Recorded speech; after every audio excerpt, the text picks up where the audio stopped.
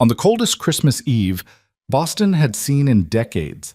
A deaf woman sat alone in a crowded mall food court, tears streaming down her face as families celebrated around her, completely invisible to a world that moved too fast to notice her silence. She had been abandoned by her own blood, left to spend the holiday with nothing but memories of rejection. But across that crowded space, a 7-year-old girl with knowing eyes would tug her father's sleeve and whisper words that would change 3 lives forever. "Daddy, she signs like Emma. She's crying. We have to help her." Stay with me until the end of this story, and comment which city you're watching from. I want to see how far this journey of hope has traveled. The fluorescent lights of the Prudential Center Mall buzzed with that particular intensity that comes on Christmas Eve, when every store is bursting with last-minute shoppers and the air itself seems electrified with desperate holiday cheer. Tinny Christmas carols echoed through the corridors, punctuated by the squeals of children and the harried calls of parents trying to corral their excitement. The food court on the 3rd floor was a chaos of humanity. Families clustered around tables laden with mall Chinese food and pizza slices. Teenagers lounging with oversized drinks. Elderly couples sharing cinnamon rolls and quiet conversation. And in the middle of it all, at a small table near the window overlooking Boylston Street, sat Serena Vale. She was 27 years old, dressed in a deep burgundy sweater that her mother had given her 3 Christmases ago, back when there was still hope, still the pretense of normalcy. Her dark hair fell in careful waves around her shoulders, and she'd even put on makeup that morning, that armor of normalcy that hearing people seemed to expect. Red lipstick, mascara, the costume of someone who belonged. But Serena didn't belong. Not here, not anywhere. Her phone lay face up on the table beside an untouched cup of coffee that had long since gone cold.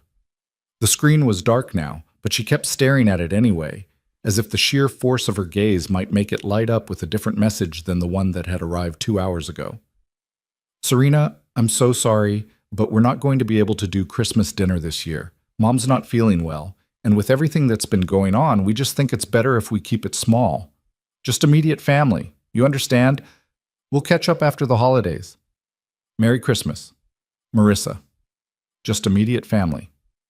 The words had hit her like a physical blow, even though she'd been expecting them, bracing for them, hoping against hope that this year would be different, that 13 years after losing her hearing, her family might finally see her as something other than an embarrassment, a burden, a reminder of everything that had gone wrong. Serena's hands trembled as she wrapped them around the coffee cup, seeking warmth she couldn't feel through the cardboard sleeve. Around her, the food court pulsed with sound she couldn't hear: laughter, arguments, the crash of trays, the endless loop of Jingle Bell Rock. She existed in the center of all that noise like a ghost, invisible and untouchable. She'd been 14 when bacterial meningitis had stolen her hearing over the course of 3 terrible weeks. One day, she'd been a normal teenage girl, arguing with her sister about borrowed clothes and obsessing over whether Jake Morrison from her algebra class knew she existed. The next, she was fighting for her life in a hospital bed, her temperature spiking to 105, her mother's face a mask of terror above her. She'd survived. But the girl she'd been had died in that hospital room. Her parents had tried, in their way. They'd learned basic signs: good morning, how are you, I love you. The kind of vocabulary that looked good on paper but meant nothing in the face of real conversation.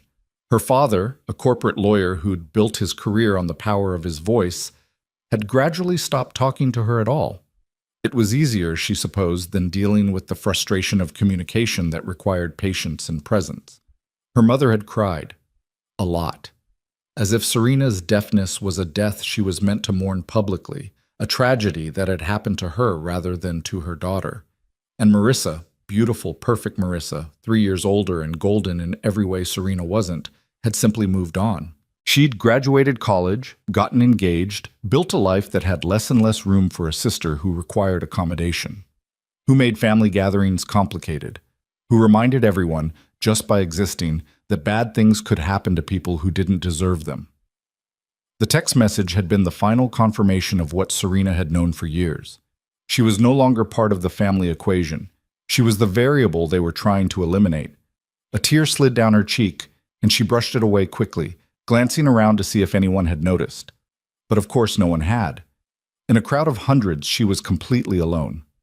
She pulled out her sketchbook, the one constant companion that never asked her to be different than she was. Serena had been drawing since she was 5 years old, but after she lost her hearing, art had become more than a hobby. It had become her voice.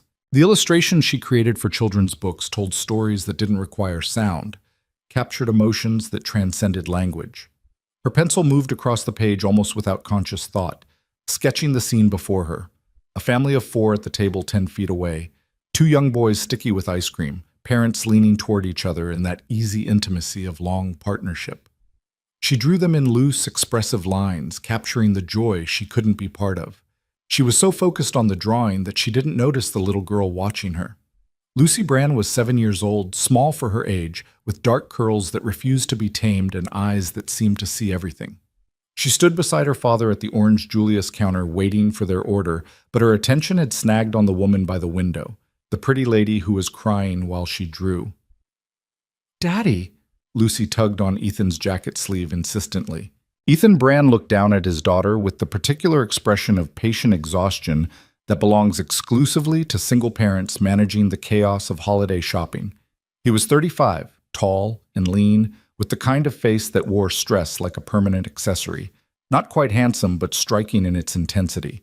Dark hair graying prematurely at the temples.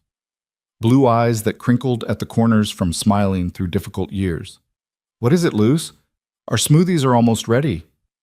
"That lady over there." Lucy pointed, and Ethan instinctively moved her hand down. He'd taught her pointing was rude, but followed her gaze anyway. "She's sad. Really, really sad." Ethan saw her then, the young woman in the burgundy sweater sitting alone, tears running down her face while her hand moved across a sketchbook. His first instinct was to look away. It was Christmas Eve. Everyone was dealing with something. It wasn't his business. But Lucy was pulling on his sleeve again, more urgently now. "Daddy, look at her hands. When she's not drawing, look at her hands." Ethan watched. The woman had set down her pencil and was staring at her phone with an expression of such profound hurt that it made his chest tighten. And her hands were moving in small, unconscious gestures. Signs. Understanding clicked into place. "She's deaf," Lucy whispered, and there was something like wonder in her voice. "She signs like Emma at school. Daddy, she's all alone on Christmas Eve, and she's crying." Emma was Lucy's best friend, a profoundly deaf girl in her second-grade class. Ethan had learned ASL 2 years ago, so Lucy could communicate with Emma, and his daughter had taken to it with the fluid ease of childhood, becoming completely conversational, while Ethan still struggled with complex grammar. Lucy's world included Emma so naturally that she'd begun to notice deaf people everywhere, in stores, on the subway, in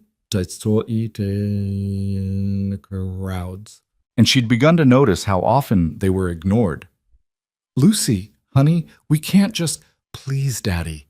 Lucy's eyes were filling with tears now, that empathy that sometimes overwhelmed her small body. "It's Christmas Eve. Nobody should be alone and sad on Christmas Eve. Nobody."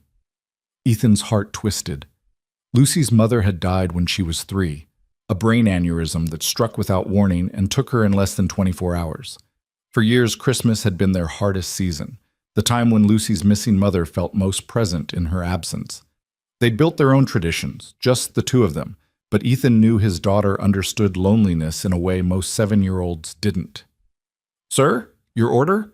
The teenager behind the counter was holding out 2 smoothies with an expression of impatience. Ethan took them automatically, his mind already moving through scenarios. They couldn't just walk up to a stranger who was clearly in distress. It would be intrusive, inappropriate. She probably wanted to be left alone. But Lucy was already moving, her small hand wrapping around his with determination, pulling him toward the table by the window. "Lucy, wait!" His daughter ignored him, navigating through the crowd with the confidence of a child on a mission. They were 10 feet away, 5 feet. And then Lucy was standing directly in front of the woman's table, looking up at her with those enormous, earnest eyes. Serena felt the change in light and looked up from her sketchbook, startled to find a little girl standing there, staring at her with an intensity that was almost unsettling. Behind the child stood a tall man holding 2 smoothies and wearing an expression of apology mixed with resignation. Serena's breath caught. This was the part she hated most, the awkward interaction when hearing people noticed her tears and felt obligated to check if she was okay. She'd learned to smile and nod and send them away as quickly as possible to minimize the discomfort for everyone involved. But before she could arrange her face into that practiced expression, the little girl's hands began to move. She was signing. Slowly, with the careful deliberation of someone still learning, but clearly, definitively. "Are you okay?" Serena's heart stopped, then started again. Too fast, too hard. The man behind the little girl, her father, clearly, set down the smoothies and lifted his own hands. His signing was more fluent, more confident, though still carrying that slight stiffness of someone who'd learned ASL as an adult rather than absorbing it from birth. "I'm sorry to bother you. My daughter noticed you seemed upset. We wanted to make sure you're all right." Something in Serena's chest cracked open. It had been months, actual months, since anyone had spoken to her in her own language. Her few deaf friends had scattered after college, building lives in other cities. The online communities she belonged to provided connection, but not this, not the immediate visceral experience of being seen, being spoken to, being treated as a person whose communication was worthy of meeting halfway. Her hands trembled as she lifted them to respond. I'm fine. Thank you for asking." The little girl, she couldn't have been more than 7 or 8, frowned with the particular skepticism of children who haven't yet learned to accept polite lies. "You're crying," she signed, and then paused, searching for words. She fingerspelled something. "SAD. You are sad." "Lucy," the man signed and spoke simultaneously, clearly a habit from raising a hearing child. "We should give her space." But Lucy shook her head stubbornly and looked back at Serena. "It's Christmas Eve. Are you spending it alone?" The directness of the question, the absolute lack of judgment in the child's face, demolished the last of Serena's defenses. Fresh tears spilled over, and she nodded, not trusting herself to sign. "That's not right," Lucy signed with increasing passion, her small hands moving emphatically. "Nobody should be alone on Christmas. Daddy, tell her she shouldn't be alone." Ethan's face softened with something that looked like understanding mixed with his own old grief. He pulled out the chair across from Serena, waiting for her nod of permission before sitting down, and his daughter immediately climbed into the seat beside him. "My name is Ethan," he signed carefully. "This is Lucy. We don't mean to intrude, but my daughter has a very strong sense of justice about holidays and loneliness." Despite everything, Serena felt the corner of her mouth twitch upward. She wiped her eyes with the back of her hand, trying to pull herself together. "I'm Serena," she signed back, "and I appreciate your kindness, but really, I'm okay." "You're a liar," Lucy signed cheerfully, with the brutal honesty of childhood. "But that's okay. Sometimes people lie because they're embarrassed or hurt. My daddy says that's called dignity." Ethan's face flushed slightly. "Lucy, that's—" But Serena was laughing now, a sound she couldn't hear but could feel in her chest, shaking loose some of the tightness that had been crushing her all day. "Your daughter is very wise," she signed to Ethan, then turned to Lucy. "You're right. I was lying. I'm not okay, but I will be." "Why are you alone?" Lucy asked, tilting her head with curiosity. "Where is your family?" The question landed like a blow, but Serena forced herself to answer honestly. There was something about this child's directness, this man's gentle presence, that made lying feel impossible. "They canceled our dinner plans. They said it was because my mother wasn't feeling well, but really, they just don't want me there." She'd never said it out loud, or in signs, before. Never let herself acknowledge the truth so baldly. But as soon as her hands formed the words, she knew they were right. Lucy's face crumpled with indignation. "That's mean. Why would they do that?" "Because I'm deaf," Serena signed simply. "And my family doesn't know how to deal with that. It makes them uncomfortable. So it's easier if I just don't exist." Ethan's jaw tightened. He reached across the table, stopping just short of touching her hand, asking permission with his eyes. When Serena nodded, he gently tapped her wrist to get her attention before signing. "I'm sorry. That's not family.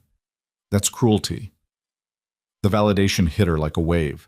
She'd spent 13 years making excuses for her family, telling herself she was being too sensitive. that she needed to try harder to accommodate them. But this stranger, this man who'd known her for 5 minutes, had just named it for what it was: cruelty. "Do you have plans?" Lucy signed suddenly. "For tonight? For tomorrow?" Serena shook her head. "No, I thought I did, but no."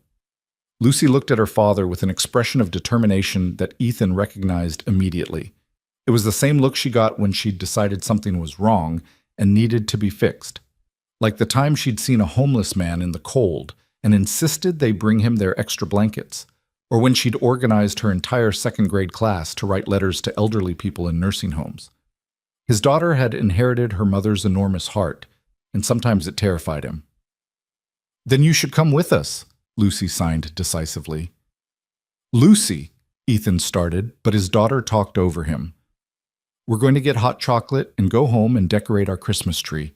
We haven't done it yet because Daddy works too much, and we've been busy. But we're doing it tonight, and you should come help us. You can't be alone on Christmas Eve. That's a rule." Serena stared at the child, then at her father, completely overwhelmed.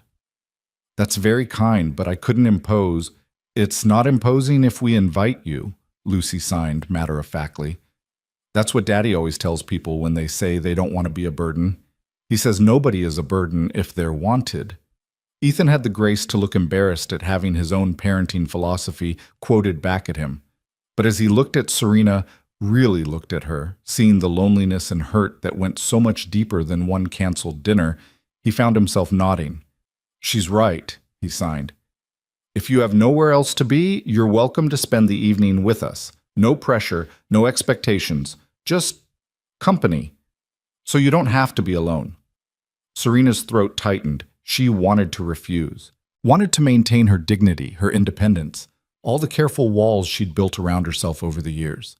Accepting charity from strangers felt like admitting defeat. But God, she was so tired of being alone. "Are you sure?" she signed hesitantly. "You don't even know me." "Neither do the people who abandoned you tonight," Ethan signed back gently. "But they should have known better. We're just offering what anyone deserves on Christmas Eve: kindness." Lucy bounced in her seat, reading Serena's hesitation as potential agreement. "Please say yes. I want to show you my room and my drawings. Daddy says you're an artist. I can tell from your sketchbook. And we have so many ornaments, and it's much better with 3 people because Daddy always puts the star on crooked and won't admit it." "I do not put it on crooked," Ethan signed with mock offense, and Lucy giggled. The sound clearly delighted, though Serena couldn't hear it. Serena looked down at her cold coffee, her abandoned sketchbook, the phone that hadn't buzzed with a follow-up message or an apology or any indication that her family had second thoughts about their decision. Then she looked up at these 2 strangers, this man with kind eyes and his impossibly empathetic daughter, and felt something shift inside her chest, something that felt dangerously like hope.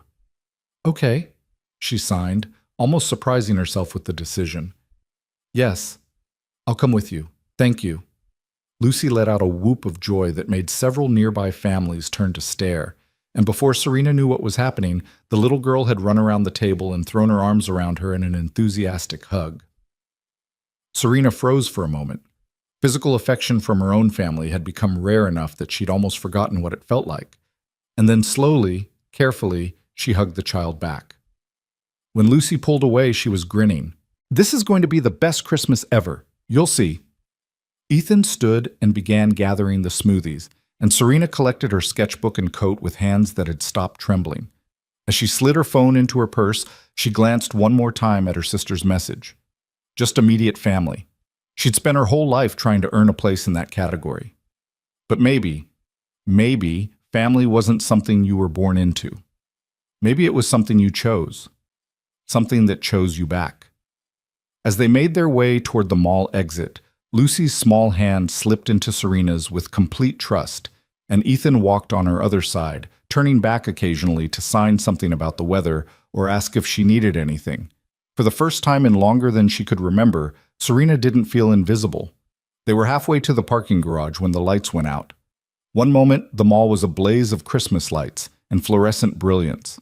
The next, they were plunged into complete darkness. Emergency lights kicked on after a few seconds, casting everything in an eerie red glow. But the sudden change sent a ripple of panic through the crowd. People shouted. Serena couldn't hear them, but could see the movement, the bodies surging in different directions, the chaos of confusion and fear. Store alarms began to wail, completely silent to her, but visible in the flashing lights and the way people covered their ears. And in that moment, Serena's old trauma rose up like a tidal wave. She was 14 again, lying in a hospital bed, unable to hear the doctors or understand what was happening to her body. She was standing at her high school graduation, watching mouths move in speeches she couldn't follow, feeling utterly lost. She was at her grandmother's funeral, unable to hear the eulogy or the prayers, isolated in her grief. In darkness, deaf people lose everything. Sound becomes navigation, warning, communication. In darkness, Serena was completely, terrifyingly alone. Her breathing came faster, too fast. The edges of her vision started to blur. Panic attack. She knew the signs, but knowing didn't help. She couldn't hear announcements about what was happening, couldn't follow the crowd because she didn't know where they were going or why. A hand gripped her arm firmly but gently. She flinched, then looked up. Ethan had positioned himself directly in her line of sight, his face illuminated by the red emergency lights. His expression was calm, grounding. He raised his hands slowly, deliberately, making sure she could see them clearly despite the poor lighting. "I'm here," he signed, each word precise and visible. "You're not alone. I won't leave you. Do you trust me?" Serena's heart was pounding, her chest tight, but she focused on his face, on the steadiness there, the absolute certainty in his eyes, and managed to nod. "Good," he signed. "We're going to walk to the parking garage together. Lucy will hold your right hand. I'll be on your left. We'll go slowly. If you need to stop, squeeze Lucy's hand and we stop, okay?" Another nod. She felt Lucy's small fingers wrap around her right hand, and then Ethan's larger hand closed gently around her left. They formed a chain, the three of them, and began to move through the panicked crowd. Ethan navigated with the confidence of someone who'd learned to be hyper-aware of his surroundings. A single parent's vigilance translated into crisis management. He kept his body slightly in front of Serena's, running interference when people pushed too close. He turned back every few steps to make eye contact, to make sure she was okay. Lucy, impossibly, was signing one-handed as they walked, her small fingers forming words like "almost there" and "you're doing great" and "don't be scared." They reached the parking garage just as Serena's breathing started to even out. Ethan pulled out his keys with one hand, never letting go of her with the other, and led them to an older model Honda Accord parked on level 3. "Wait here 1 second," he signed, then physically moved Serena to lean against the car before unlocking it and starting the engine. Heat began to pour from the vents immediately. Lucy climbed into the back seat, and Ethan opened the passenger door for Serena with old-fashioned courtesy that felt almost foreign after years of people treating her as an afterthought. She slid into the seat, her heart still racing but her breathing steadier now. Through the windshield, she could see other people emerging from the mall, looking confused and irritated, but not truly frightened. For them, it had been an inconvenience. For her, it had been a reminder of how precarious her place in the hearing world really was. Ethan got into the driver's seat and turned to face her before putting the car in gear. In the dim light of the parking garage, his face was serious. "Are you okay?" he signed. "I am now," she answered honestly. "Thank you for not leaving me." "Never," he signed simply, and then pulled out of the parking space. They'd made it to the exit ramp when the car hit a patch of black ice and began to slide. Serena felt the sudden change in momentum, the sickening sideways slip, and her hands flew out to brace against the dashboard. Ethan didn't panic. His face was concentrated, his hands steady on the wheel as he turned into the skid. But the car continued sliding, heading directly for the concrete barrier. They stopped 3 inches from impact, the car's front bumper kissing the wall with barely a tap. For a long moment, nobody moved. Then Ethan put the car in park with shaking hands and looked back at Lucy, who was wide-eyed but unhurt in her booster seat. He checked Serena next, his eyes scanning for any sign of injury. "Everyone okay?" 2 nods. Ethan let out a long breath and signed, "Well, this night keeps getting more interesting." They couldn't stay there. The exit ramp was already backing up with cars behind them, horns honking in irritation. Ethan got out to assess the minimal damage, then carefully drove the rest of the way out of the garage, taking side streets instead of the highway. The snow was falling heavily now, the kind of thick, wet flakes that made Boston look like a Christmas card and driving like a nightmare. Traffic was snarled everywhere, brake lights glowing red through the white curtain. What should have been a 20-minute drive took nearly an hour. Lucy fell asleep in the back seat halfway through, her curls pressed against the window. Serena sat in the passenger seat, watching the city roll by in muffled silence, feeling the strange surreality of the evening settle over her. 12 hours ago, she had been in her studio apartment, getting ready for Christmas Eve dinner with her family, still believing that maybe this year would be different. Now she was in a stranger's car, having narrowly avoided 2 different disasters, heading to a place she'd never been with people she'd just met. It should have felt terrifying, but all she felt was a strange, fragile sense of safety. Ethan glanced over at her occasionally, and once, when they were stopped at a red light, he raised one hand from the wheel to sign, "Still doing okay?" She nodded and signed back, "Thank you for this. For all of it." He smiled, the first real smile she'd seen from him, and it transformed his tired face into something approaching handsome. "Lucy would never forgive me if I let you spend Christmas Eve alone. And honestly, neither would I." The light changed and they drove on through the snow. Ethan's apartment was in a modest building in Somerville, the kind of working-class neighborhood where teachers and nurses and single fathers on nonprofit salaries could still afford to live. He carried sleeping Lucy inside first, settling her in her bed without waking her, then came back to help Serena with her coat. The apartment was small, living room, kitchen, 2 bedrooms, 1 bathroom, but it radiated warmth. Children's drawings covered the refrigerator, books overflowed from shelves in the living room. A half-decorated Christmas tree stood in the corner, its lights unplugged, ornaments stacked in boxes beside it. This was a home, not a house. A home. "Welcome," Ethan signed, looking suddenly self-conscious. "It's not much, but it's warm and dry, which feels like a win after that drive." "It's perfect," Serena signed back, meaning it.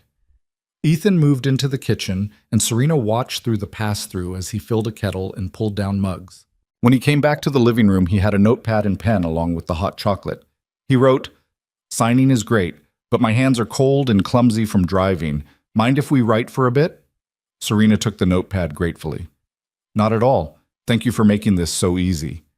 "You make it easy," he wrote back. "Can I ask you something?" "Personal."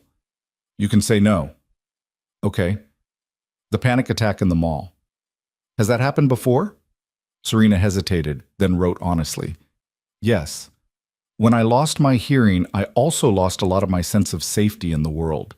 Darkness especially triggers it because I lose the ability to lip read or see people signing. I feel untethered, vulnerable." Ethan read her words carefully, then wrote, "That makes complete sense.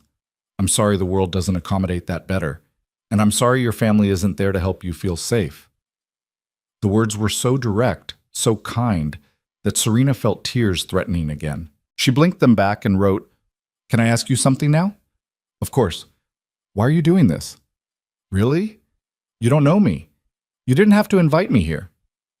Ethan was quiet for a long moment, sipping his hot chocolate while he considered his answer. When he finally wrote, his handwriting was careful, deliberate. "Lucy's mother, my wife, died when Lucy was 3. Brain aneurysm. No warning, just gone. For a long time after, people were kind but distant. They didn't know what to say, so they said nothing. They didn't know what to do, so they did nothing. Lucy and I learned what it felt like to be invisible in our grief. Then one day, a woman at Lucy's preschool, another parent I barely knew, saw me sitting in my car crying in the parking lot. She knocked on the window and said, 'I'm not going to ask if you're okay because you're clearly not, but I'm going to bring you dinner tonight, and we're going to have coffee while your daughter plays with mine, and you're going to tell me what you need.' She didn't wait for permission. She just showed up, and it saved me. It saved us. So when Lucy saw you tonight and said you needed help, I don't know. Maybe I was paying it forward, Or maybe I just remembered what it felt like to be the person sitting alone, needing someone to see me. Serena read his words 3 times, her vision blurring with tears. When she finally looked up, Ethan was watching her with an expression of understanding that went beyond sympathy. "You're not alone tonight," he wrote. "And you don't have to be grateful or strong or anything except yourself. Okay?" She nodded, unable to form words or signs. They sat in comfortable silence for a while, drinking hot chocolate while snow continued to fall outside. Eventually, Ethan stood and gestured to the Christmas tree with a questioning expression. "Want to help me finish decorating? Or is that too much togetherness?" Serena surprised herself by laughing, actually laughing, feeling it shake her chest and release some of the tightness that had been living there. She stood and joined him by the tree. They worked side by side, hanging ornaments that told the story of Lucy's short life. Baby's first Christmas, handprint decorations from preschool, store-bought globes mixed with homemade salt dough creations. Ethan would hold up each one and sign its story. Lucy made this one when she was 4, painted it all by herself, and Serena would find it the perfect spot on the tree. Somewhere around ornament number 37, a glittery snowman with mismatched button eyes, Serena realized she was smiling. Actually, genuinely smiling, not the fake version she performed for other people. When they finished, Ethan plugged in the lights and stepped back. The tree blazed to life, casting multicolored shadows across the small living room. It listed slightly to the left and had more decorations on the bottom half than the top, Lucy's reach versus adult reach. But it was beautiful in its imperfection. "Perfect," Ethan signed with obvious satisfaction. "Almost," Serena corrected, pointing to the star still sitting in its box. "You forgot the top." Ethan grimaced and signed, "I'm too short." "Usually I stand on a chair and Lucy critiques my placement from the ground." "Let me," Serena signed. She was tall, 5'9" in her bare feet, and when Ethan handed her the star, she reached up easily and settled it on the top branch. "Well?" She signed down at him. "Straight?" He tilted his head, considering, then signed with a teasing smile. "Perfectionist." "It's great." They stood there together, admiring their work, and for just a moment Serena let herself imagine this was her life. That this was her home, her tree, her family. The thought should have scared her. Instead, it felt like coming home. A sound from the hallway made them both turn. Lucy stood in her doorway, bleary-eyed and wrapped in a blanket covered with cartoon cats, signing sleepily. "Is Serena still here?" "I'm here," Serena signed back. Lucy patted across the room and climbed into Serena's lap where she sat on the couch, curling up with the unself-conscious trust of a child who'd never learned to question whether she was wanted. "Good," the little girl signed against Serena's shoulder. "I was scared it was a dream." "Not a dream," Serena signed into her hair. "I'm really here." "Will you stay for Christmas morning too?" Lucy signed, then looked up at Ethan. "Daddy, can she stay?" "Please." Ethan met Serena's eyes over his daughter's head, and something passed between them. Recognition, understanding, the beginning of something neither of them had names for yet. "If she wants to stay," he signed carefully, "she's welcome. For as long as she wants." Lucy turned to look at Serena with those enormous, hopeful eyes. "Please, I already got you a present and everything." "You did?" Serena signed, surprised. "Well, not exactly," Lucy admitted, "but I'll make you something tonight after you fall asleep. Please stay." How could anyone say no to that face, to that pure, uncomplicated desire for connection? "I'll stay," Serena signed, "if you're sure I'm not imposing." "Not imposing?" Ethan and Lucy signed simultaneously, then grinned at each other. The rest of the evening unfolded with the comfortable ease of old friends rather than new acquaintances. They made popcorn and watched Elf with subtitles on, Ethan asking Serena every few minutes if the timing was right, if she could follow the jokes. Lucy taught Serena the signs for various Christmas vocabulary she'd learned at school. Ethan told stories about Christmases past that made Lucy groan with embarrassment and Serena laugh. Around midnight, Lucy finally fell asleep between them on the couch, her head on Serena's shoulder and her feet in Ethan's lap. Ethan carefully extracted himself and scooped his daughter up, carrying her to bed. When he came back, he found Serena standing by the window, looking out at the snow-covered street below.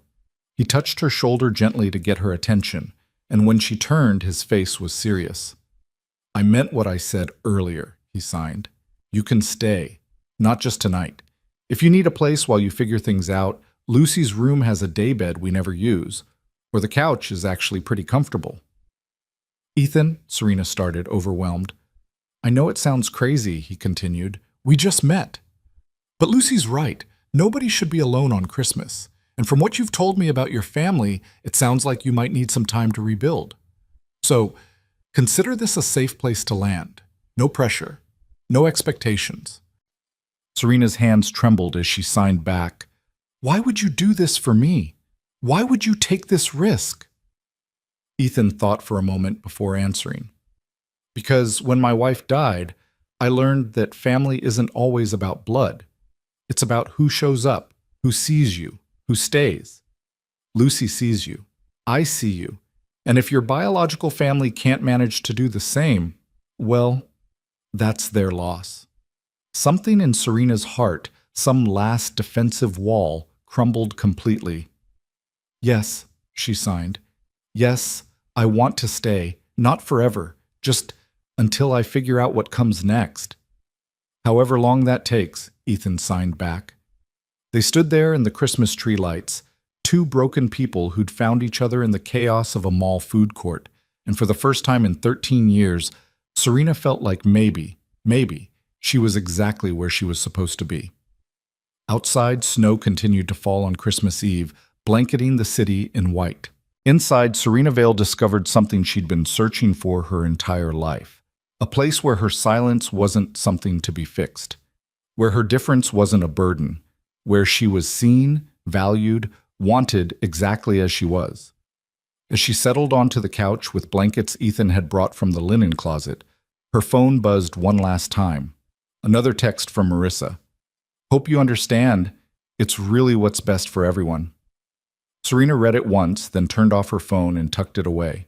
Tomorrow, she'd figure out how to respond, or if she even wanted to. Tomorrow, she'd start building whatever came next in her life. But tonight, wrapped in the warm cocoon of a stranger's kindness and a child's uncomplicated love, Serena simply closed her eyes and let herself feel safe. The last thing she saw before sleep claimed her was the Christmas tree lights dancing across the ceiling, painting patterns of hope in red and gold and green.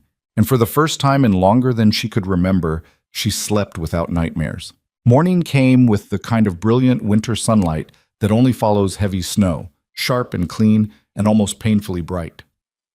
Serena woke slowly, momentarily disoriented by the unfamiliar ceiling, the soft weight of blankets that weren't hers, the faint smell of coffee drifting from somewhere nearby. Then memory flooded back.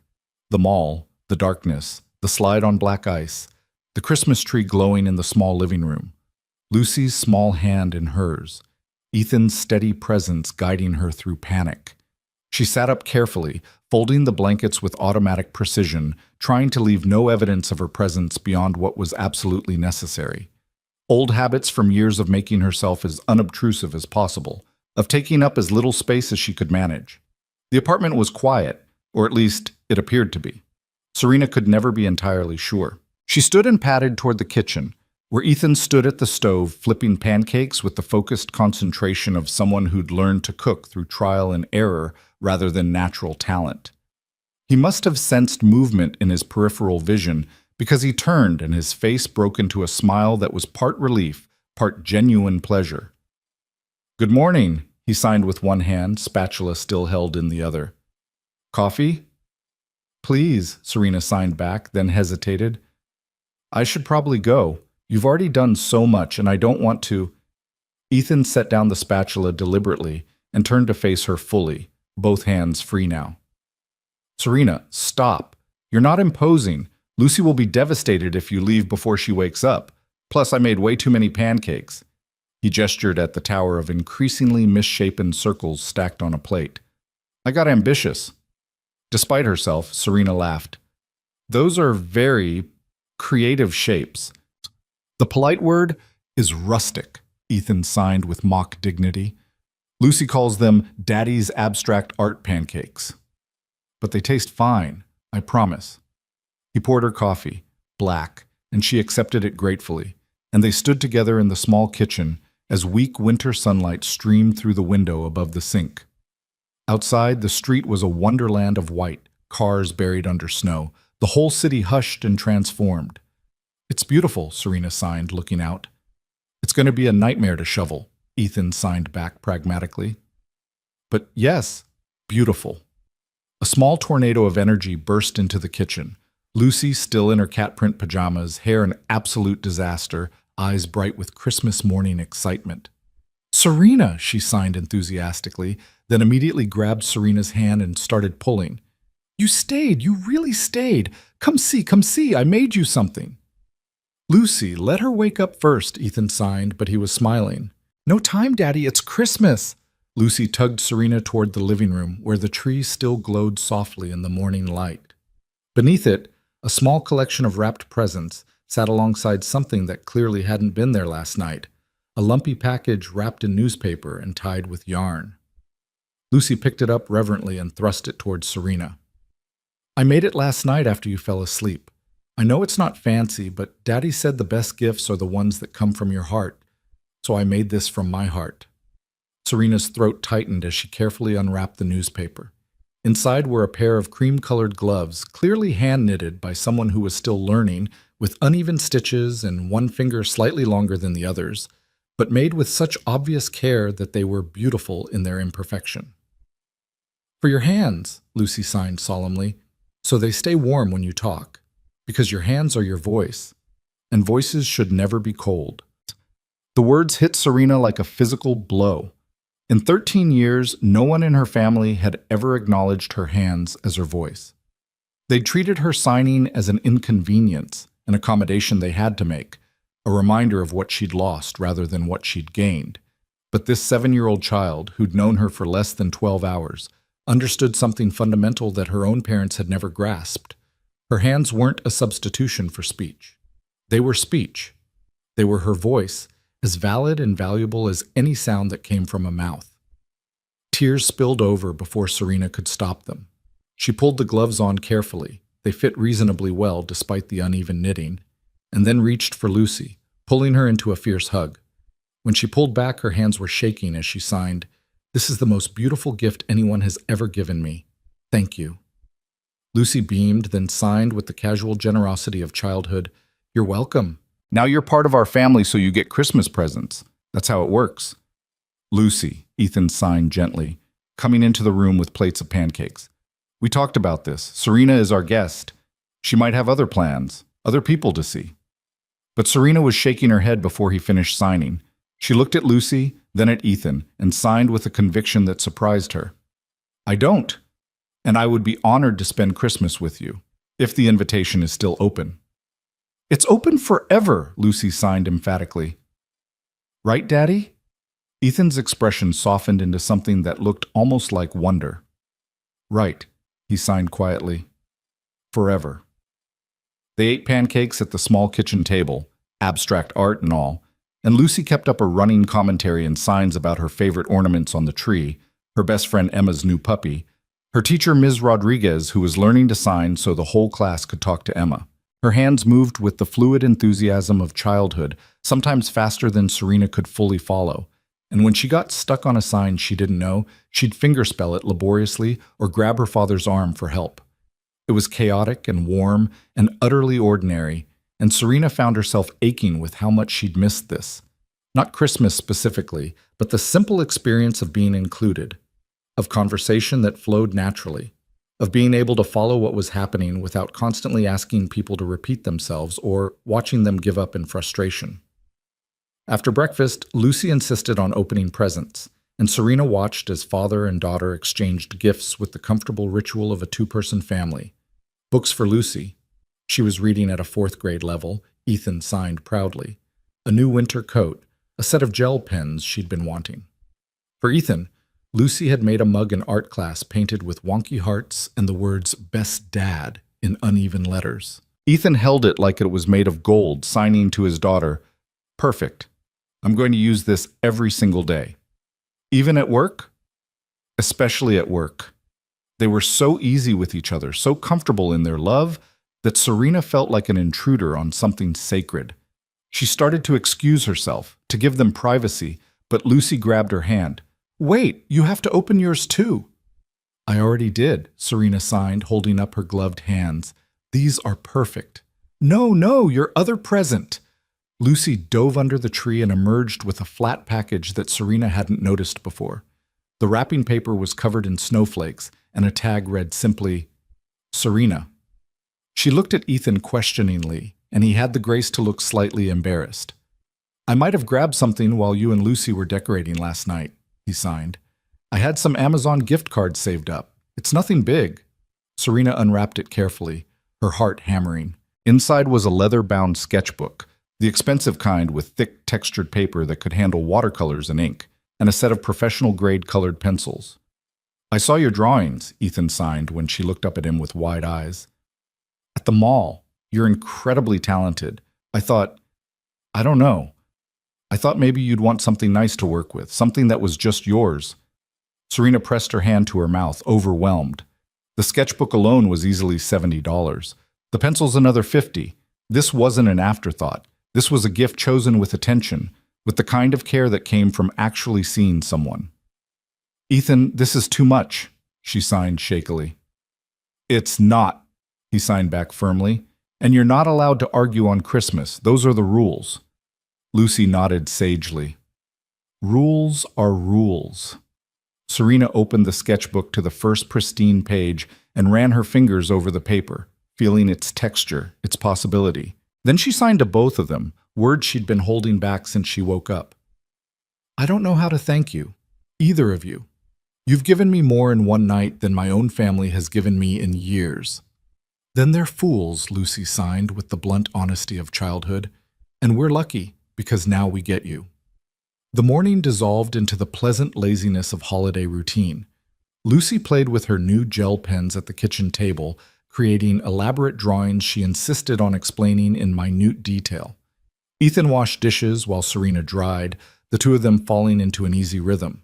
At one point, their hands collided, reaching for the same mug, and they both froze. The contact electric, unexpected. "Sorry," Ethan signed quickly, pulling back. "Don't be," Serena signed, and meant it. Around noon, Ethan's phone began to buzz insistently. He glanced at it, and Serena saw his expression shift from relaxed to tense in an instant. He excused himself, stepping into his bedroom and closing the door. Lucy noticed too. She climbed down from her chair and came to stand beside Serena, signing quietly. "That's probably Grandma and Grandpa. They always call on Christmas."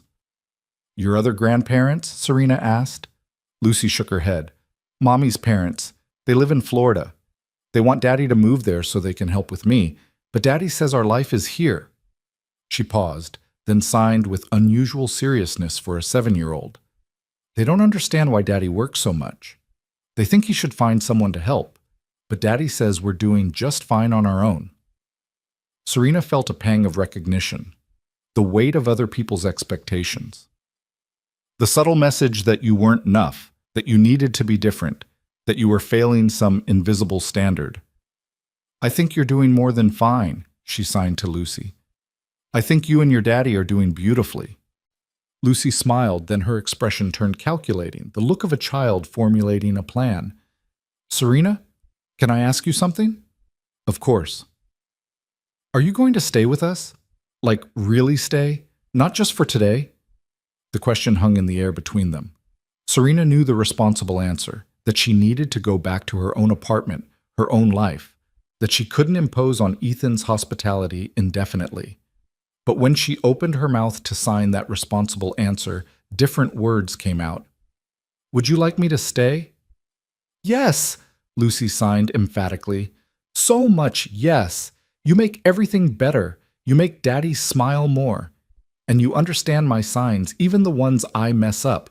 Plus, Emma would be so excited to meet you at school. A real deaf artist. She wants to be an artist, too."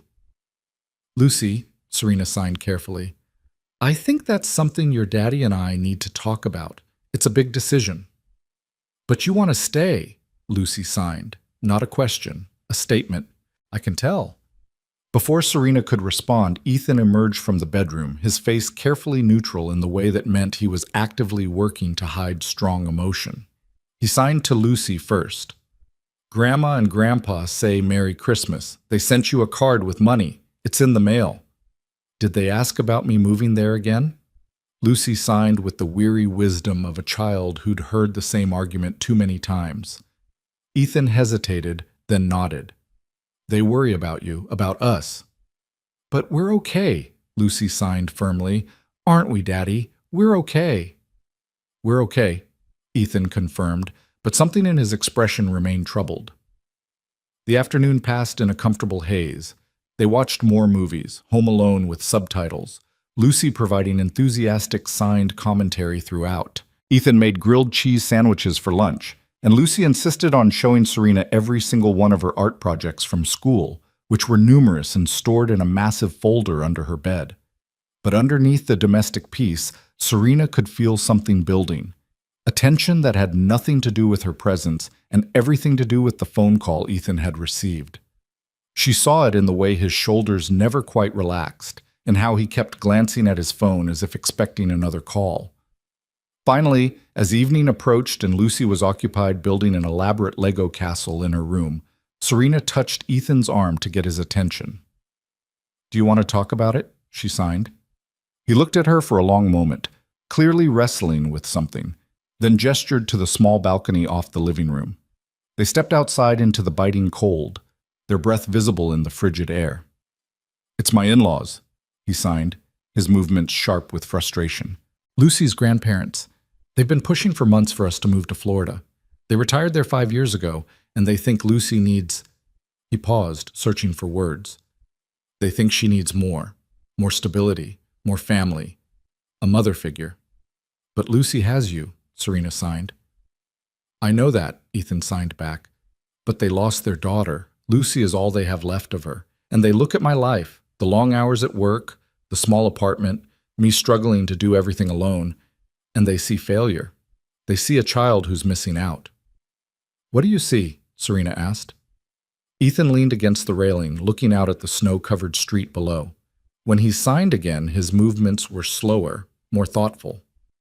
"I see a kid who's happy, who has friends, who's learning 2 languages and getting good grades and knows she's loved. I see us building something together, just the 2 of us. It's not perfect, but it's ours." He paused. "But sometimes I wonder if they're right.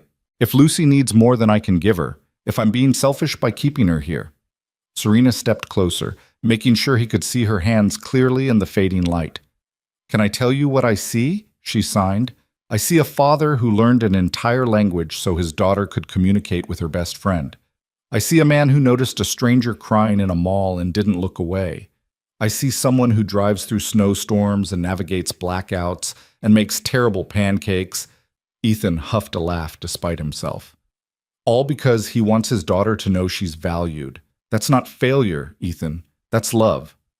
He stared at her, and something shifted in his expression, something that made her heart beat faster. "How do you do that?" he signed quietly. "Do what?" "See the good in everything. Even after your own family." He stopped himself. "I'm sorry, that was inappropriate." "No," Serena signed. "You're right. My family gave up on me. But maybe that's why I can see what you're doing more clearly, because I know what it looks like when someone doesn't try." "And Ethan?" She waited until he met her eyes. "You're trying. Every single day you're trying. Lucy knows that. I can see it in how she looks at you." They stood there in the cold for another moment, the air between them charged with something neither was quite ready to name. Then Ethan signed, "We should go back in, before we freeze." But as they turned toward the door, Serena's phone, which she'd left on the coffee table, lit up with an incoming call. Through the glass door, she could see the name on the screen. Marissa. Her sister was calling. Serena's first instinct was to ignore it, to let it go to voicemail and deal with it later, if at all. But something made her reach for the door handle, made her step inside and pick up the phone. She couldn't answer it normally. Phone calls were impossible without hearing, but she had a video relay service app that she rarely used because most people found it too cumbersome. She opened it now, hands trembling slightly, and accepted the call. A sign language interpreter appeared on screen first, their professional expression neutral. Then Marissa's face filled the frame, and Serena felt her stomach clench. Her sister looked perfect, as always, blonde hair styled in beachy waves, makeup flawless, wearing the cashmere sweater their mother had given her for her birthday. She was in their parents' house. Serena recognized the living room, with its designer furniture and carefully curated Christmas decorations. The interpreter began translating Marissa's words into sign language, and Serena felt Ethan move to stand beside her, close enough that she could feel his solid presence, but not so close that he was intruding. "Serena, finally. I've been trying to reach you." Marissa's face was set in that particular expression of irritation that Serena knew so well, the one that said she was inconvenienced but trying to be patient. "It's Christmas," Serena signed back, and the interpreter voiced her words. "What do you want, Marissa?" "I want to understand why you're ignoring the family. Mom is upset. You didn't even call to wish her Merry Christmas." The audacity of the statement nearly took Serena's breath away. She signed carefully, precisely, making sure every word was clear. "You canceled our plans yesterday. You told me I wasn't immediate family, so I made other plans. That's what you wanted, isn't it?" Marissa's expression flickered, a flash of guilt quickly covered by defensiveness. "That's not fair. Mom wasn't feeling well. We didn't cancel to hurt you." "Then why did you do it?" Serena signed, and she could feel years of suppressed anger rising in her chest. "Why does it always come down to Mom not feeling well, or Dad being too busy, or you having other commitments? Why is there always a reason I can't be included?" "That's not true," Marissa said, but she wouldn't meet the camera's eyes. "We include you. We always invite you to things. And then you cancel. Or you forget to tell me plans changed. Or you have conversations at family dinners that I can't follow because nobody will slow down or face me or use the sign language you promised you'd learn." "That's not fair." Marissa's voice was rising now. Serena could see it in the interpreter's increased emphasis. "We've tried. We've really tried. But you have to understand, it's hard for us too. It's exhausting having to accommodate." "Accommodate," Serena signed, cutting her off. "That's the word you always use, like I'm a burden you have to manage, instead of a person you're supposed to love." Lucy had emerged from her room, drawn by the commotion. She stood in the hallway, watching with wide eyes. Ethan noticed and signed to her. "It's okay. Serena is talking to her sister. Give them privacy." But Lucy shook her head and came to stand beside Serena, slipping her small hand into Serena's free one. An act of solidarity that was so pure, so uncomplicated, that Serena felt tears threatening. "Who are you with?" Marissa asked, and now her tone was different, sharp, suspicious. "Is someone there?" "I'm with friends," Serena signed. "Friends who invited me to spend Christmas with them. Friends who don't think my existence is something they have to accommodate." "Serena, come on, you're being dramatic. If you would just try a little harder to fit in." "Fit in?" Serena's hands were moving faster now, sharp and angry. "I lost my hearing, Marissa. I didn't lose my worth. I didn't lose my right to be treated like a member of this family. But you all treated my deafness like a death. Like I died and left behind this defective replacement you didn't know what to do with. That's not... We never said... You didn't have to say it." Serena was crying now, tears running down her face, but her hands didn't falter. "You showed it. In every canceled plan, every conversation that happened around me instead of with me. Every time you made me feel like loving me was too much work." There was a long pause. On the screen, Marissa looked away, and when she looked back, there were tears in her eyes too. "I don't know how to fix this," she said quietly. "I don't know how to be what you need." "I needed you to try," Serena signed. "That's all, just to try. To learn my language, to include me. To see me as your sister instead of as a problem to solve." "I do see you as my sister." "No," Serena signed, and there was a finality in the motion. "You see me as the person I used to be. The hearing girl I was before I got sick. And you've spent 13 years mourning her instead of getting to know me." Another silence. Behind Marissa, Serena could see their mother hovering in the doorway, looking uncertain. Their father was nowhere to be seen. Of course he wasn't. "So what do you want from me?" Marissa asked. "What do you want from any of us?" Serena looked at Lucy's small hand in hers, at Ethan standing steadily beside her, present and supportive without trying to speak for her, at this apartment that had become a haven in less than 24 hours. When she signed again, her movements were slow and deliberate. I want you to decide if you want me in your life, really in your life. Not as a charity case or an obligation or someone you tolerate out of family duty. If you want a relationship with me, you need to meet me where I am. Learn to sign, make an effort, treat me like I matter.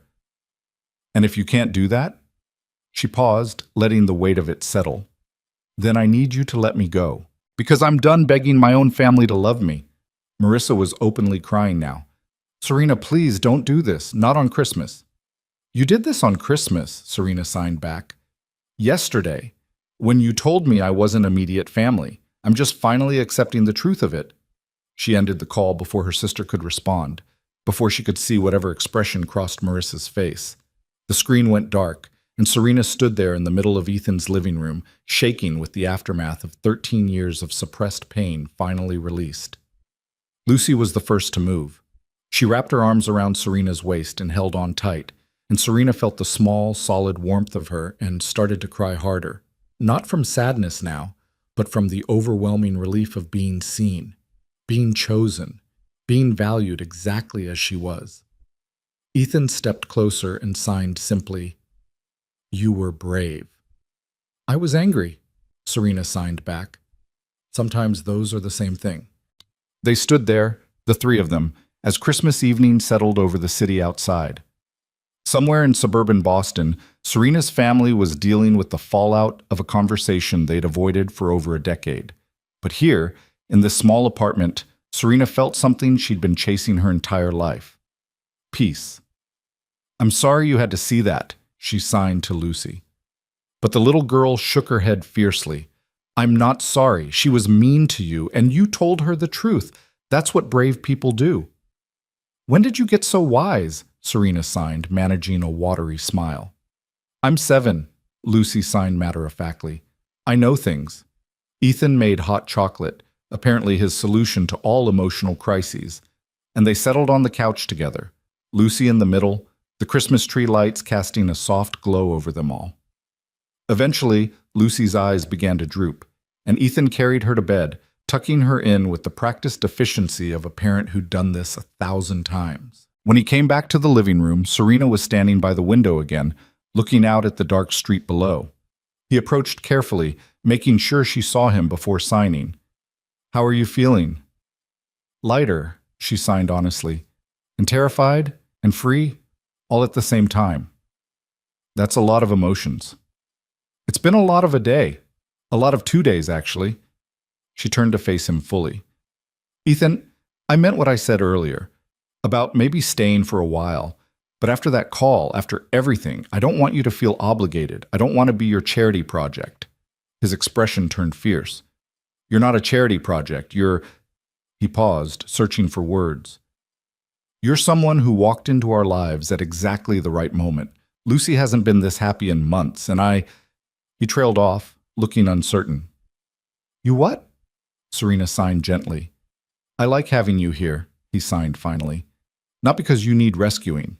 Not because I feel sorry for you, but because you fit. In our space. In our lives. And I hope, we fit in yours too." Serena felt her heart flutter dangerously. This was moving fast, too fast by any reasonable standard. She'd known this man for barely a day, but sometimes connection happened like that. Sometimes you met someone and recognized them, not as a stranger, but as someone who'd been missing from your life all along. "You do," she signed quietly. "You both do." They stood there in the gentle glow of the Christmas tree, and Ethan reached out slowly, giving her time to pull away. When she didn't, he gently took one of her gloved hands, Lucy's gift, and held it carefully.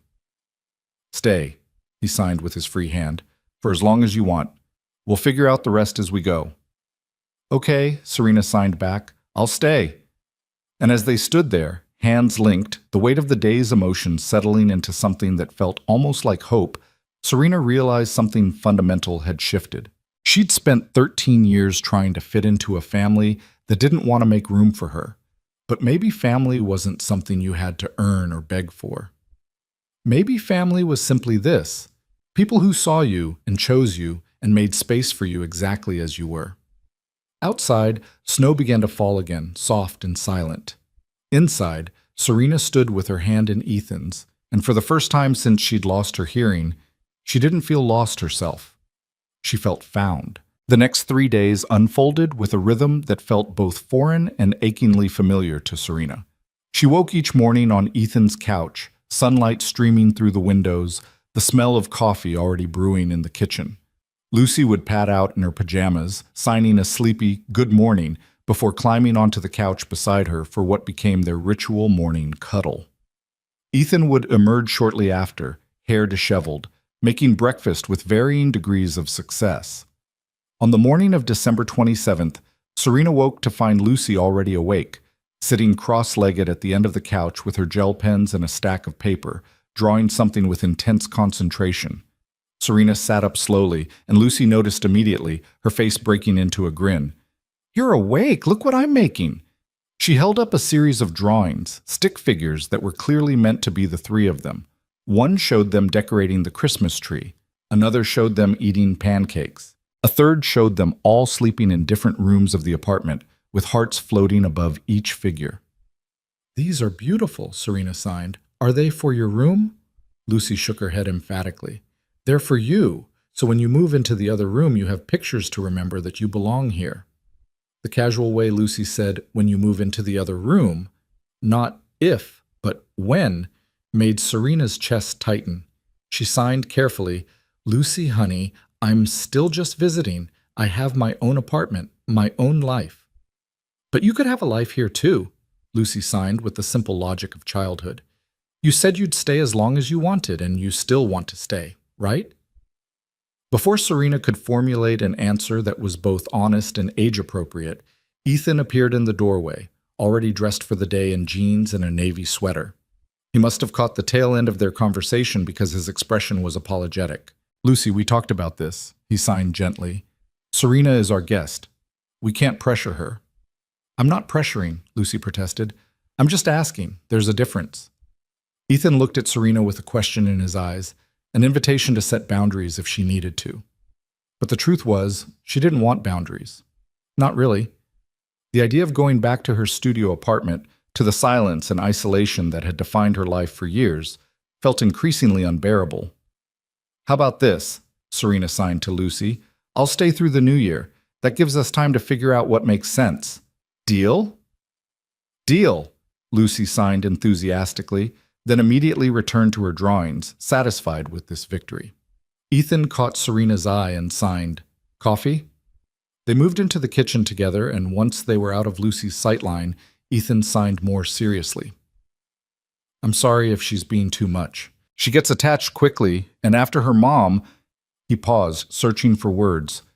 "She's always looking for people to love. Sometimes it comes on strong." "It's not too much," Serena signed back. "If anything, it's healing. To be wanted that simply, without conditions or expectations." "Have you heard from your family again?" Ethan asked, pouring coffee into 2 mugs, one of which was Lucy's handmade Best Dad creation.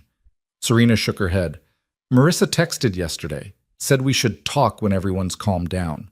My mother sent a message saying I hurt my sister's feelings and owe her an apology." "Are you going to apologize?" "For what?" Serena signed, her movements sharp. "For finally telling the truth? For refusing to pretend their neglect is acceptable?" Ethan set down his coffee and signed carefully, "I don't think you should apologize, but I also think, and tell me if I'm overstepping, but I think you need to decide what you actually want from them. Are you done completely, or are you leaving the door open?" It was a fair question, one Serena had been avoiding thinking about too deeply. "I don't know," she signed honestly. "Part of me wants to cut them off completely, to stop letting them hurt me. But another part keeps hoping they'll wake up and realize what they're losing." "And if they don't?" Ethan signed gently. "If they never change?" "Then I guess I have to decide if I can accept them as they are. or if I need to walk away for my own sanity. They stood in the kitchen as morning light filtered through the window, and Ethan reached across the counter to tap her wrist. Not a touch of pity, but of solidarity, of understanding. "Whatever you decide," he signed, "you have people here who see your worth, even if they can't." The words settled over Serena like a blanket, warm and comforting and terrifying in their implications. She was falling into this life, into these people, faster than was wise. But wisdom had never kept her warm at night. Wisdom had never made her feel seen.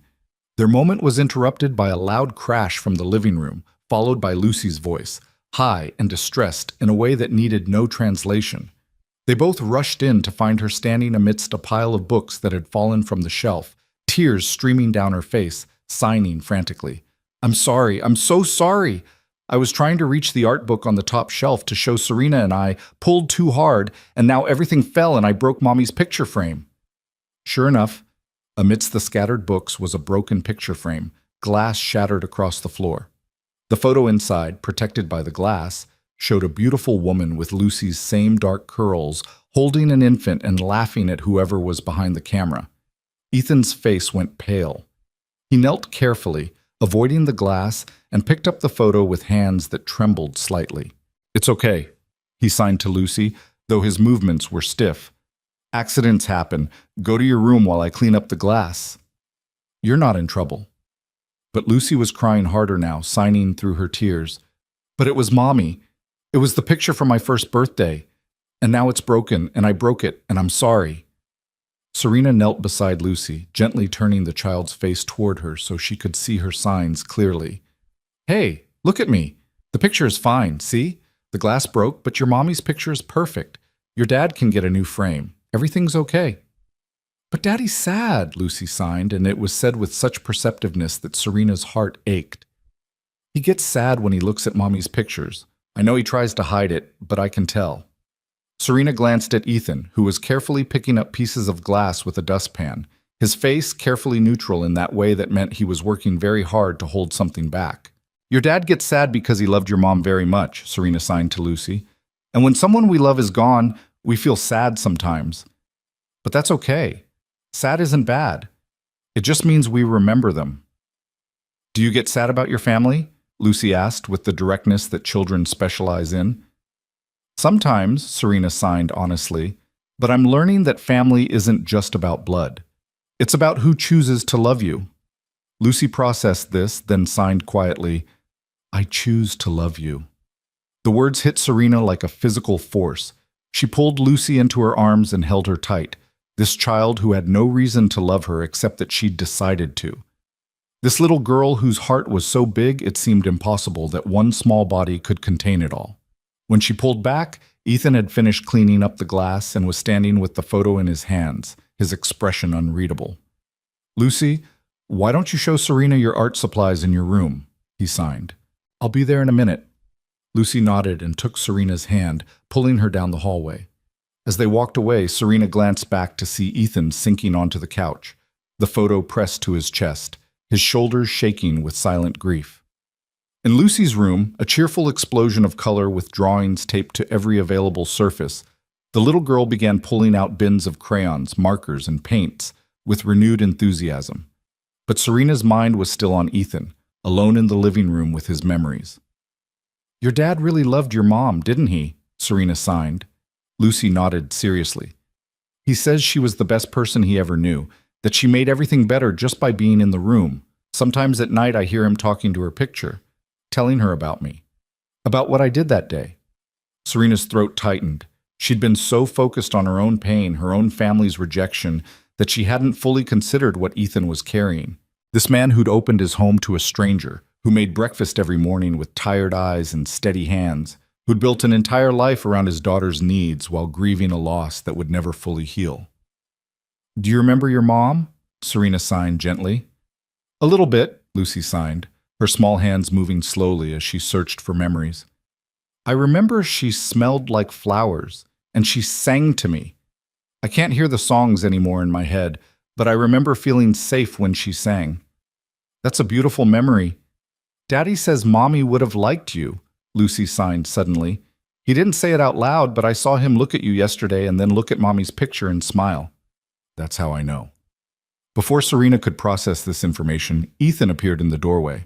His eyes were red-rimmed, but his face was composed, and he signed to Lucy. I'm going to run out to the hardware store to get a new frame. Will you be okay here with Serena for an hour? We'll be great, Lucy signed. We're going to do art. Serena, is that okay? Ethan signed, and there was something vulnerable in the question, an acknowledgement that he was asking her to take care of the most precious thing in his life. Of course, Serena signed. Take your time. After Ethan left, Lucy insisted on setting up a full art studio on her bedroom floor. She pulled out construction paper, watercolors, glitter glue, and a variety of other supplies that made Serena's artist heart sing. They spent the next hour creating, Lucy painting enthusiastic abstract shapes while Serena sketched, falling into that meditative state where her hands moved without conscious thought. She was working on a drawing of Lucy, capturing the intense concentration on the child's face as she painted, when Lucy suddenly stopped and turned to her. Serena, can I ask you something? Always. Do you think you could be my bonus mom? The question hung in the air between them, innocent and devastating in its simplicity. What do you mean by bonus mom? Serena signed carefully. Emma has a bonus mom, Lucy signed. Her parents got divorced, and her dad got married again, and Emma says she has her real mom and her bonus mom, and both of them love her. I don't have a mom at all. But if you stayed, maybe you could be my bonus mom? Serena's hands froze mid-sign. How did you explain to a 7-year-old that the adult world was complicated? That just because you cared for someone, loved someone even, didn't mean you could simply step into a role that enormous? Lucy, she signed slowly, being someone's mom is a very big responsibility. It's not something that happens quickly. And your dad and I, we're friends. We're not... She struggled to find age-appropriate language. We're not together in the way that people usually are when they become someone's parents. But you could be, Lucy signed with the absolute certainty of a child who hasn't learned that wanting something isn't enough to make it real. You like each other, I can tell. And you're already kind of like a family. Kind of like a family isn't the same as being a family, Serena signed gently. Lucy's face fell, and Serena immediately felt terrible. She reached out and pulled the little girl close. But you know what? She signed when Lucy looked up at her. Even if I'm not your bonus mom, I can still be someone who loves you, someone who's in your life. That's important too, isn't it? I guess, Lucy signed, but she looked unconvinced. They went back to painting, but the easy atmosphere had shifted. Serena could feel Lucy's disappointment like a physical presence in the room, and it made her chest ache. She hadn't intended to hurt this child, hadn't intended to become so important to her so quickly. But wasn't that what she'd done? She'd let herself fall into this family's life without thinking about the implications, without considering what it would mean when, if, she left. When Ethan returned an hour later with a new frame, he found them in the kitchen making grilled cheese sandwiches, or rather, Serena making them while Lucy set the table with elaborate care, arranging napkins in precise patterns. Something wrong? Ethan signed to Serena, clearly picking up on the tension. Later, she signed back, glancing meaningfully at Lucy. They ate lunch with Lucy, chattering about her drawings, showing her father each one, and explaining the complex narratives behind them. Ethan listened with the patience of a parent who'd heard thousands of such explanations and would happily hear thousands more, and Serena watched them with a growing sense of both longing and fear. After lunch, Lucy settled in for her afternoon quiet time. Not quite a nap anymore, Ethan explained, but an hour where she read or played quietly in her room. It was a routine he'd established when she was younger to preserve his own sanity, and he'd maintained it as sacred time even as she'd grown older. Once Lucy's door was closed, Ethan turned to Serena with concerned eyes. What happened? Serena explained the conversation about bonus moms, watching Ethan's expression shift from confusion to understanding to something that looked like guilt. I'm sorry, he signed. I should have seen this coming. Should have talked to her about boundaries. It's not your fault, Serena signed. She's 7. She sees things in simple terms. But Ethan, we need to be honest about what this is, what I'm doing here. What do you think you're doing here? Ethan signed, and there was something careful in the question, as if he was afraid of the answer. I don't know anymore, Serena signed honestly. I came to your house on Christmas Eve because I had nowhere else to go. But it's been 3 days and I'm still here, and Lucy is getting attached, and I... She paused, searching for courage. I'm getting attached too, to both of you, and that scares me. Why does it scare you? Because what happens when reality catches up? Serena sighed, her movements sharp with frustration. When you both realize that having me here is complicated, when Lucy's grandparents find out you're living with a deaf woman you barely know, when I can't find work and become a financial burden, when... Ethan reached across the counter and gently touched her wrist, stopping her spiral. You're borrowing trouble, he signed. Those are all what-ifs. Right now, in this moment, having you here works. Lucy is happy. I'm happy. And unless I'm completely misreading things, you're happy too. I am, Serena admitted, but happiness doesn't pay rent. It doesn't solve the practical problems of me living in your space indefinitely. Then we solve them, Ethan signed simply. Together. If you want to stay, really stay, then we figure out how to make it work. You're an illustrator. Can't you do that from anywhere? In theory, Serena signed, but I've been struggling to find work. Most publishers want to work with people they can call on the phone, have easy video meetings with. My deafness becomes a complication they'd rather avoid. That's their loss, Ethan signed firmly. Have you tried reaching out to deaf organizations or schools or... He paused, thinking.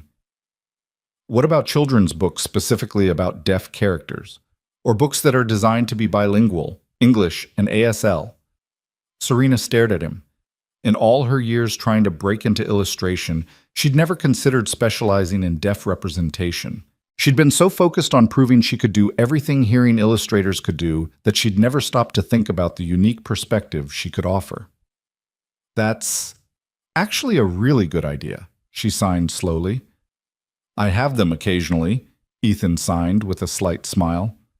Look, Serena, I know this is all happening fast. Too fast, probably. But sometimes the best things in life come when we stop overthinking and just let them happen. Is that what you think this is? Serena signed. One of the best things? Ethan held her gaze for a long moment before signing. I think you showing up in our lives was the best thing that's happened to us in 4 years. And I think if you're willing to take the risk, we'd like you to stay. Not as a guest, as part of this family. The words hung between them, loaded with implications neither was quite ready to fully examine. Before Serena could formulate a response, there was a sharp knock at the door. Ethan frowned. They weren't expecting anyone, and moved to check the peephole. When he turned back to Serena, his face was pale. It's your sister, he signed. Serena's stomach dropped. What?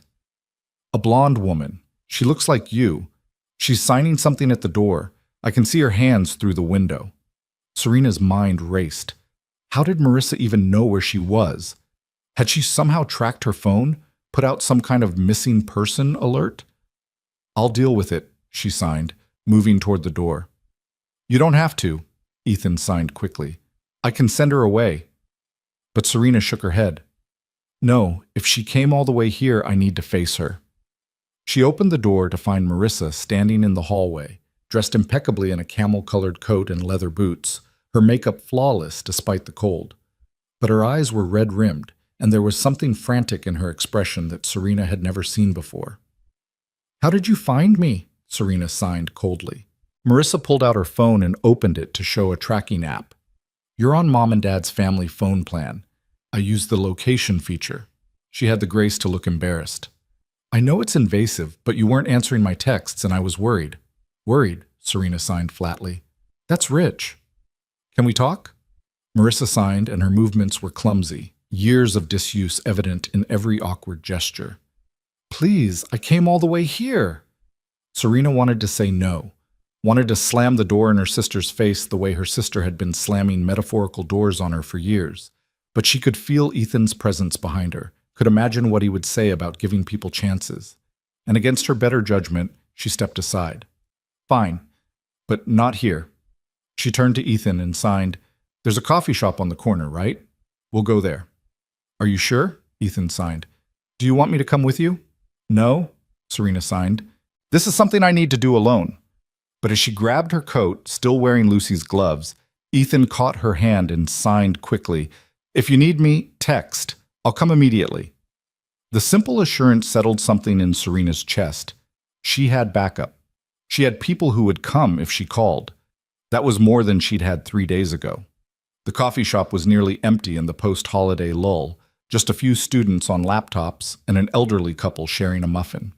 Serena and Marissa ordered, Serena writing her order on her phone, Marissa speaking hers, and settled at a table in the back corner where they could have privacy. For a long moment, neither of them moved. Then Marissa pulled out her phone again and opened a notes app, typing quickly. She turned it to show Serena, "I'm sorry my signing is terrible. I should have practiced more." "You should have practiced it all," Serena signed back, and Marissa had to look up the signs on her phone to understand, which proved Serena's point more effectively than words could have. Marissa typed again.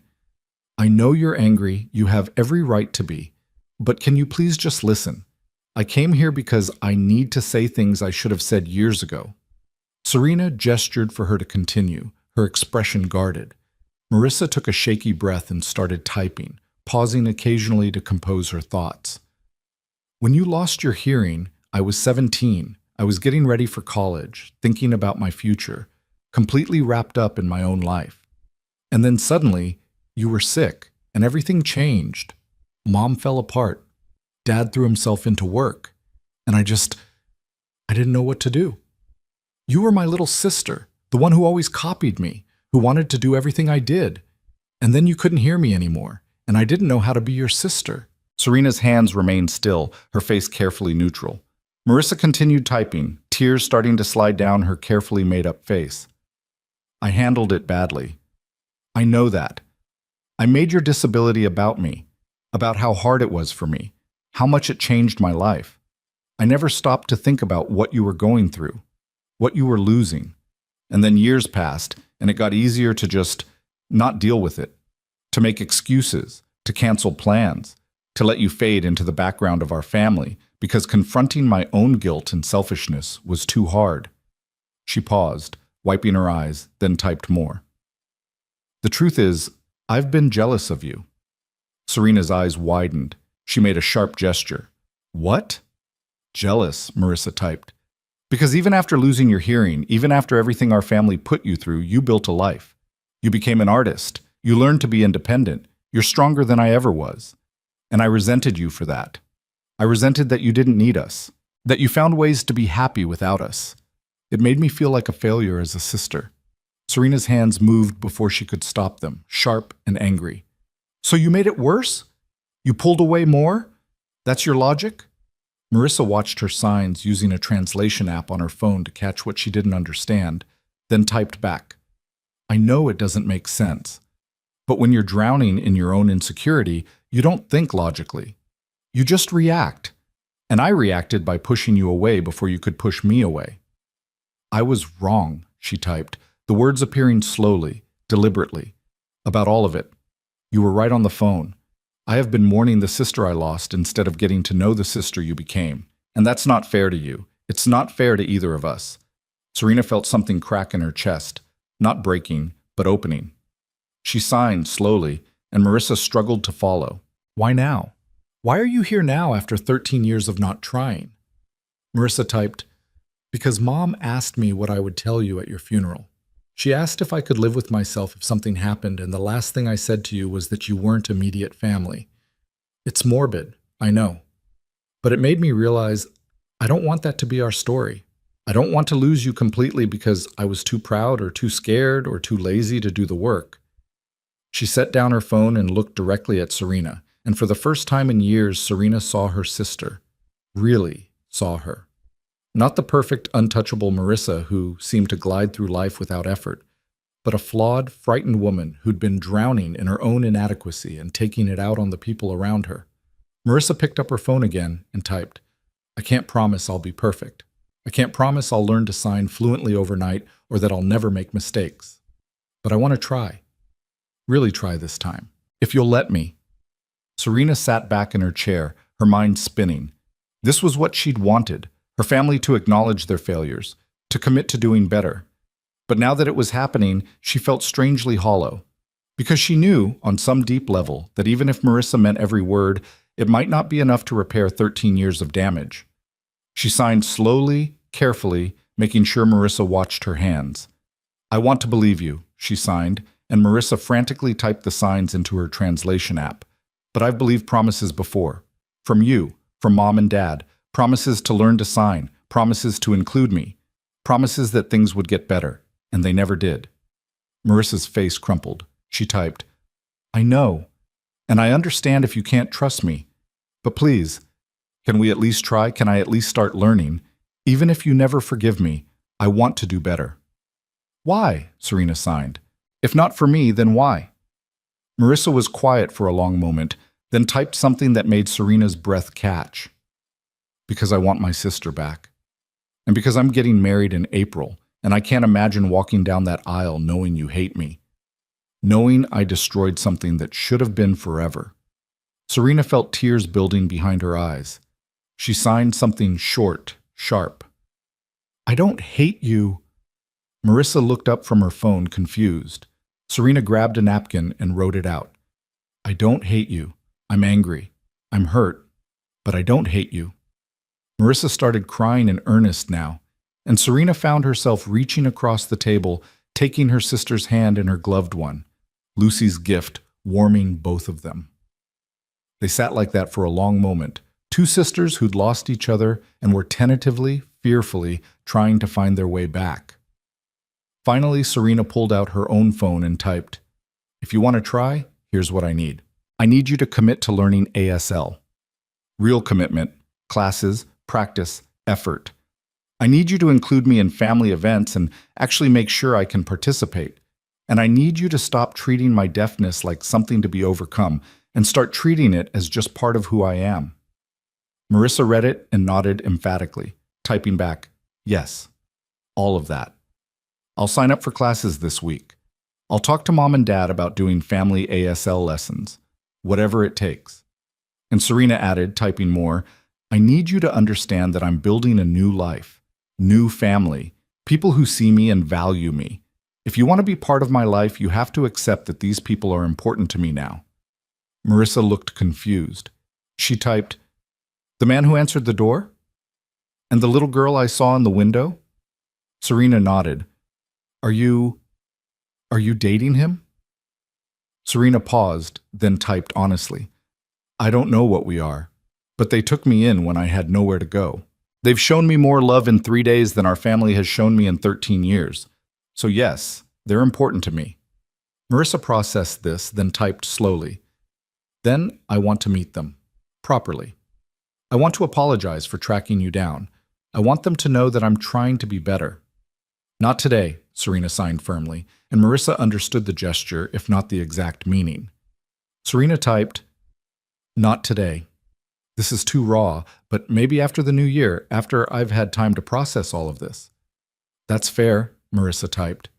Then, after a pause, "Can I hug you?" Serena hesitated, then nodded. They stood awkwardly, and Marissa wrapped her arms around her younger sister with a desperation that spoke of years of missed embraces. Serena let herself sink into it for just a moment. Let herself remember what it felt like to be held by someone who'd known her before deafness, before loss, before all the walls had gone up. When they pulled apart, Marissa signed something slow and clumsy but recognizable. "I love you." It wasn't perfect. It wasn't enough to fix everything. But it was a start. They parted at the coffee shop door, Marissa heading back to her car, Serena walking the block back to Ethan's apartment building. As she climbed the stairs to the 3rd floor, Serena felt the weight of the conversation settling over her like snow, cold and heavy, but also somehow cleansing. She let herself into the apartment to find Ethan and Lucy on the couch, reading together. Lucy looked up immediately and signed, "You're back. Are you okay? Was your sister mean?" "She was complicated," Serena signed back. "But I think maybe we're going to try to fix things." "Good," Lucy signed with satisfaction, "because families should fix things when they break. That's what glue is for." Ethan smiled at his daughter's logic, then signed to Serena. "Do you want to talk about it?" Serena shook her head. "Not yet.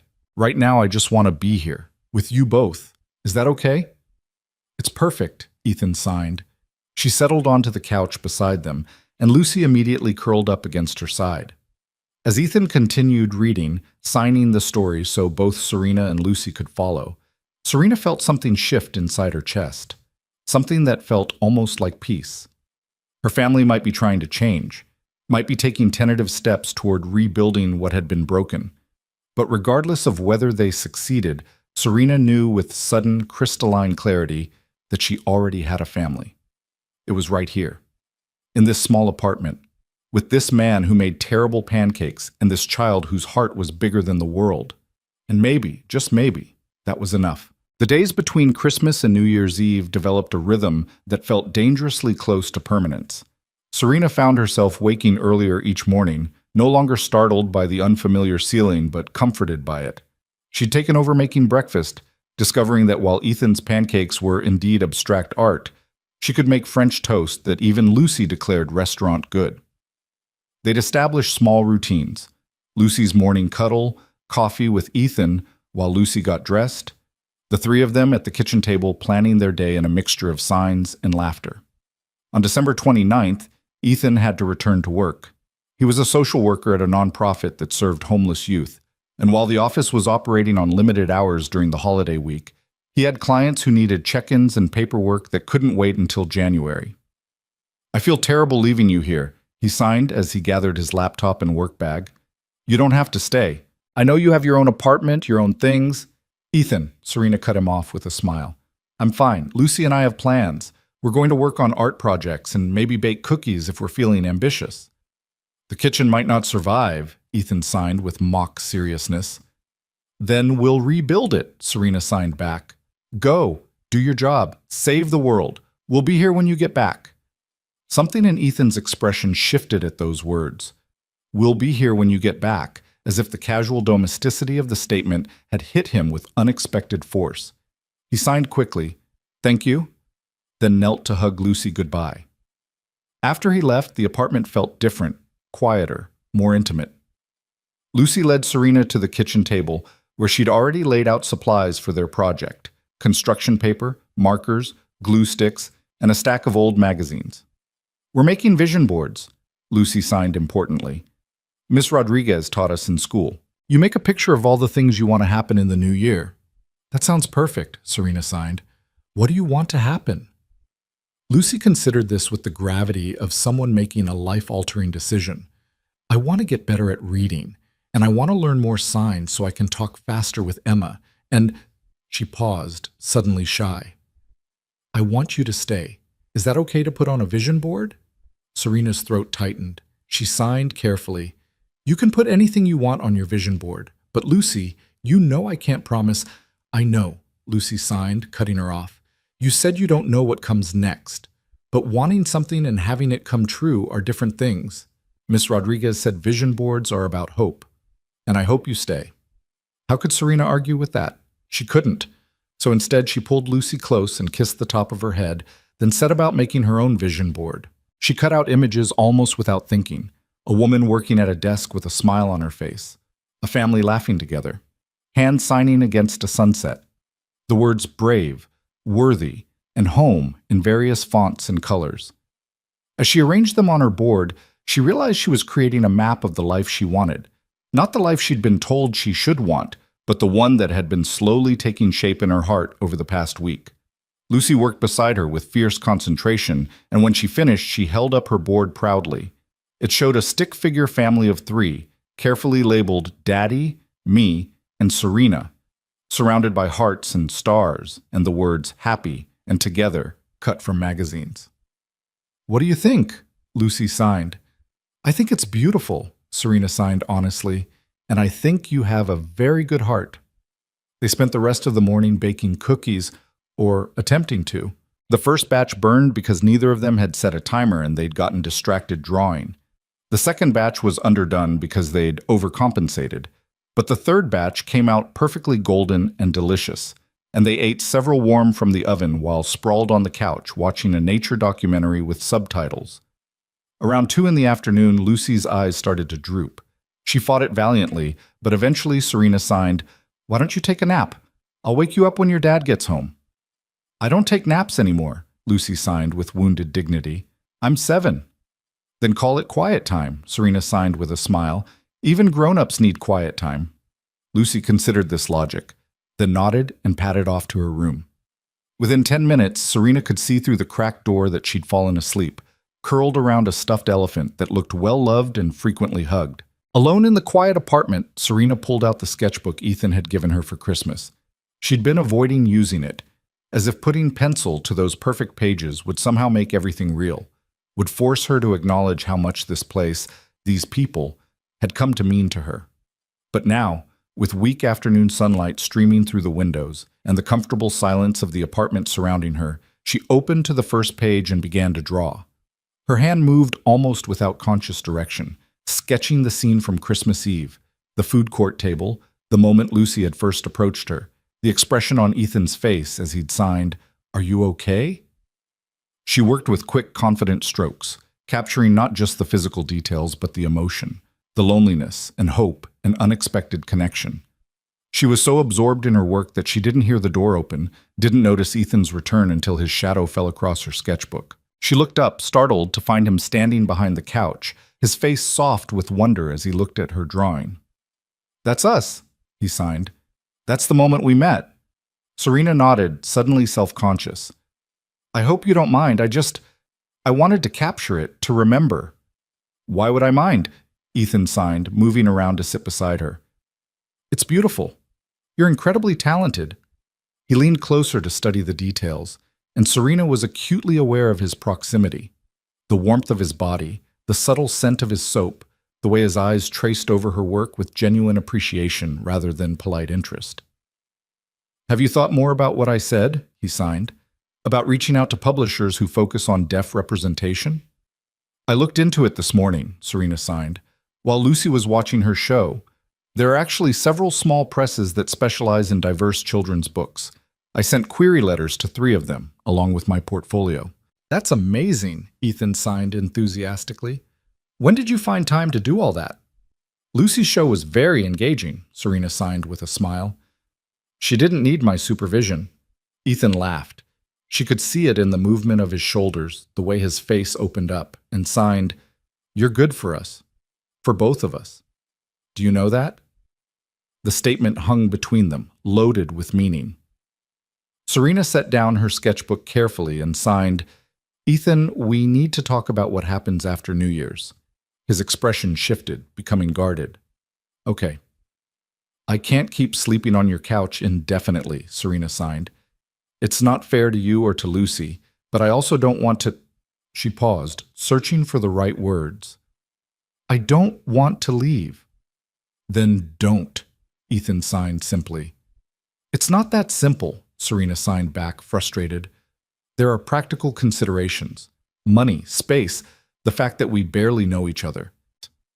"I know you make French toast better than anyone I've ever met," Ethan signed. "I know you're patient with Lucy in a way that most adults aren't. I know you're brave enough to tell your family the truth, even when it hurts. I know you see the world in a way that makes me want to see it better too." Serena's hands trembled as she signed. "That's not knowing someone. That's knowing the things that matter," Ethan interrupted. "Look, I'm not saying we have everything figured out, but I am saying that I don't want you to leave because of logistics we can solve. If you want to stay, we'll figure out how to make it work." "And if it doesn't work?" Serena challenged. "If we try this and it falls apart, Lucy will be devastated." "Lucy will be devastated if you leave now," Ethan signed bluntly. "At least if we try, there's a chance it works out." Before Serena could respond, there was a sharp knock at the door, urgent, insistent. Ethan frowned and moved to answer it, and Serena's stomach dropped as she saw his posture stiffen. Through the doorway, she could see an older couple, late 60s, well-dressed, the woman's face pinched with concern and the man's jaw set with determination. Ethan was signing and speaking simultaneously, his movements sharp with tension. Lucy's grandparents. It had to be. Serena stood and moved closer, catching the tail end of Ethan's signs. "Not a good time. You should have called first." The woman, clearly Lucy's grandmother, was speaking rapidly, her hands gesturing but not signing. The man was quieter, but his expression was stern. And then the grandmother's eyes landed on Serena, and her face transformed into something cold and assessing. Ethan noticed and immediately stepped between them, signing firmly as he spoke. "This is Serena. She's staying with us. And before you say anything, she's a friend. A good friend." The grandmother said something that made Ethan's face flush with anger. He responded sharply, his voice raised enough that Serena could see the tension in his throat. Whatever he said made the grandfather step forward, placing a hand on his wife's arm in a gesture that was clearly meant to be calming. Ethan turned to Serena and signed, "I'm sorry. This is Helen and Robert, Lucy's maternal grandparents. They just—" He paused, clearly struggling for diplomatic words. They dropped by unexpectedly. Helen was staring at Serena with undisguised suspicion. She said something to Ethan, gesturing at Serena, and Ethan's expression became thunderous. "She's deaf," he signed and said simultaneously. "So either sign or write it down, but don't talk about her like she's not standing right here." There was a moment of shocked silence. Then Helen pulled out her phone with obvious reluctance and typed something, showing it to Ethan rather than to Serena, which was telling in itself. Ethan read it and his jaw clenched. He turned to Serena and signed, "She wants to know how long you've been living here and whether I think it's appropriate with Lucy in the house." Serena felt heat rise in her face, anger mixed with humiliation. She stepped forward and gently took Helen's phone, typing directly, "I've been here since Christmas Eve. Your son-in-law was kind enough to offer me shelter when I had nowhere else to go. There's nothing inappropriate about his friendship or his kindness. And if you have concerns about Lucy's well-being, perhaps you should trust that her father, who has raised her alone for 4 years, knows what's best for her." She handed the phone back to Helen, who read it with narrowed eyes. The older woman typed something back and showed it to Ethan again, still refusing to engage with Serena directly. This time, Ethan didn't translate. He simply said and signed, "No, absolutely not." Helen's face flushed red. She said something sharp, and Robert finally spoke up, his tone placating. There was a rapid back and forth that Serena couldn't follow, and then Lucy's voice cut through it all. "Grandma? Grandpa?" She stood in the hallway in her pajamas, rubbing sleep from her eyes, her hair a disaster of tangles. When she saw her grandparents, she signed automatically. "What are you doing here?" Helen's expression softened immediately. She moved toward Lucy, arms outstretched, but Lucy took a step backward, toward Serena rather than toward her grandmother. "Why are you yelling at Daddy?" Lucy signed, her small face confused and upset. Helen looked helplessly at Ethan, clearly unable to respond in sign. Ethan knelt beside his daughter and signed gently, "Grandma and Grandpa came to visit, but we're having a grown-up conversation. Can you go back to your room for a few minutes?" "Are they mad about Serena?" Lucy signed, and her perceptiveness was startling. "Nobody's mad," Ethan signed, though his expression suggested otherwise. "Just complicated. Please, Lucy, just a few minutes." Lucy looked at Serena, who nodded encouragingly and signed, "I'll come check on you in a minute, I promise." Reluctantly, Lucy retreated to her room, casting worried glances over her shoulder. As soon as she was gone, Helen rounded on Ethan with renewed intensity. She pulled out her phone again and typed furiously, showing him the screen. Robert was saying something too, his voice low and urgent. Ethan read whatever Helen had written and his face went pale, then red, then pale again. He typed something back and shoved the phone at her, his hands shaking with anger. Serena touched his arm to get his attention and signed, "What's happening?" Ethan looked at her with something like desperation in his eyes. "They want to take Lucy, not permanently, but for an extended visit in Florida. They think—" He stopped, unable to continue. "They think I'm a bad influence," Serena finished for him. "They think I'm being irresponsible," Ethan corrected. "That I'm prioritizing my own needs over Lucy's. That having a woman I barely know living here is inappropriate and concerning." Serena felt something cold settle in her stomach. This was exactly what she'd feared, that her presence would cause problems, that she would become a weapon someone could use against Ethan. She stepped forward and took Helen's phone, typing carefully. "I understand your concern. You love Lucy and want what's best for her. But I want you to know that in the week I've been here, I've seen nothing but devotion from Ethan. He puts Lucy first in every decision. He's teaching her to be kind, to be brave, to stand up for people who need help. He's raising an extraordinary little girl. My presence here is temporary while I figure out my next steps. But even if it were permanent, I promise you, Lucy is safe, loved, and thriving. And if you can't see that, then perhaps the problem isn't Ethan's parenting. Perhaps it's that you're looking for problems instead of seeing the beautiful family he's built. She handed the phone back to Helen, whose expression had shifted from anger to something more complicated. Hurt, maybe? Or guilt. Robert read over his wife's shoulder, then took the phone and typed something. He showed it to Serena directly this time. Our daughter died in this apartment. Lucy was sleeping in the next room when Helen came in the morning and found her. Forgive us if we're protective. Forgive us if we want to make sure history doesn't repeat itself. The words hit Serena like a physical blow. She looked at Ethan, who had turned away, his shoulders rigid with tension. She'd known his wife had died suddenly, but she hadn't known the details. Hadn't known that this apartment, this space that had felt so safe and warm, was also the place where Lucy had lost her mother. Serena typed slowly. I'm so sorry for your loss. I can't imagine that pain. But hiding Lucy away in Florida won't protect her from loss. It will only teach her that love is something to be afraid of. Ethan is showing her how to be brave in the face of grief. That's not irresponsible. That's the greatest gift a parent can give. Helen read it, and her eyes filled with tears. She said something to Robert, and for the first time since arriving, her voice sounded broken rather than angry. Robert wrapped his arm around her, and they stood there in the doorway, this couple who'd lost their only child and were terrified of losing their granddaughter, too. Ethan finally turned back around, his face composed but his eyes red-rimmed. He signed as he spoke, making sure Serena could follow. Helen, Robert, I know you're worried. I know you think Lucy needs more stability, more family, more than one exhausted dad trying to do everything. But she's happy here. She has friends. She has school. She has a life. And she has me. He paused, then continued more quietly. Samantha died in our home. But she also lived here. We laughed here. We celebrated here. Lucy learned to walk here. And yes, it's hard sometimes. But running away to Florida won't change what happened. It will just teach Lucy that home is something to escape from, rather than something to build. Helen said something through her tears, and Ethan's expression softened slightly.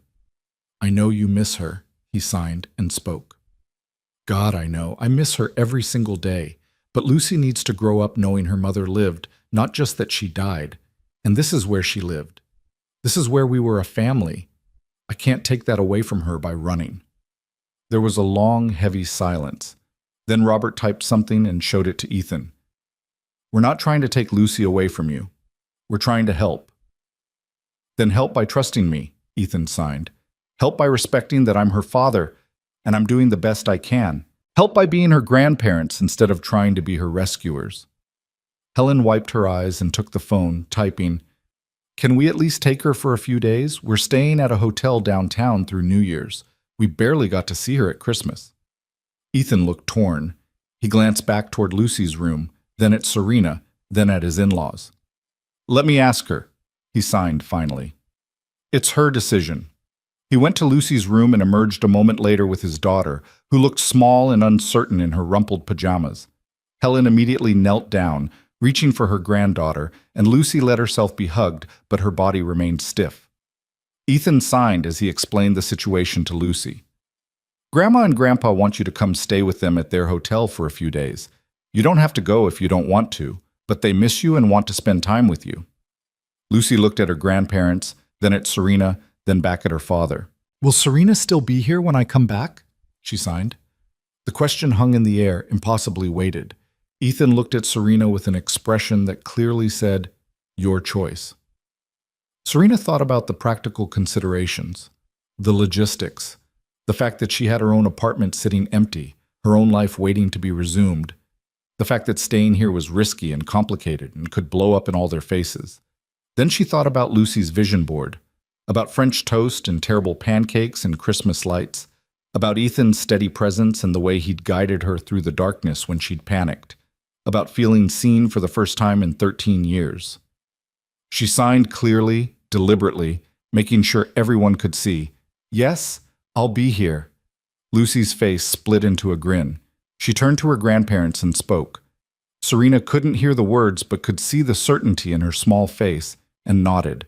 Helen looked like she wanted to argue, but Robert squeezed her hand and said something quiet. She closed her eyes briefly, then nodded. It took 20 minutes for Lucy to pack a small bag with Ethan's help, during which Helen and Robert waited in the living room in awkward silence. Serena made coffee that no one drank and wondered if she'd just made a terrible mistake.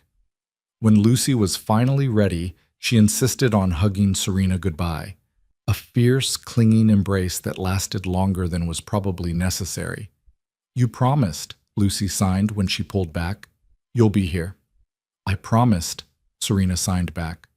"I'll be here." After they left, Lucy chattering to her grandparents about her vision board and her cookies and her plans for New Year's Eve, the apartment felt cavernously empty. Ethan stood in the middle of the living room, staring at the closed door, his hands hanging loosely at his sides. Serena approached carefully and touched his shoulder to get his attention. "Are you okay?" she signed. He turned to her and his face was raw with emotion. "You didn't have to do that," he signed. "Promise to stay. You didn't have to put yourself in the middle of this." "Yes, I did," Serena signed back. "Because Lucy asked, and because—" She paused, gathering courage. "Because I want to stay. Not because I have nowhere else to go. Not because I feel obligated, but because this—" She gestured around the apartment, then at him. "This feels like home. You feel like home." Ethan stared at her for a long moment, and then he did something that caught Serena completely off guard. He stepped forward and pulled her into his arms, holding her tight against his chest. She could feel his heart hammering, could feel the tension in his body slowly releasing as she wrapped her arms around him in return. They stood like that for a long time, holding each other in the middle of the empty apartment, two people who'd found each other in the chaos of a mall food court and were now building something neither had planned for but both desperately needed. When they finally pulled apart, Ethan signed with a slight smile. "We should probably talk about logistics, if you're really staying." "Logistics," Serena signed back, matching his smile.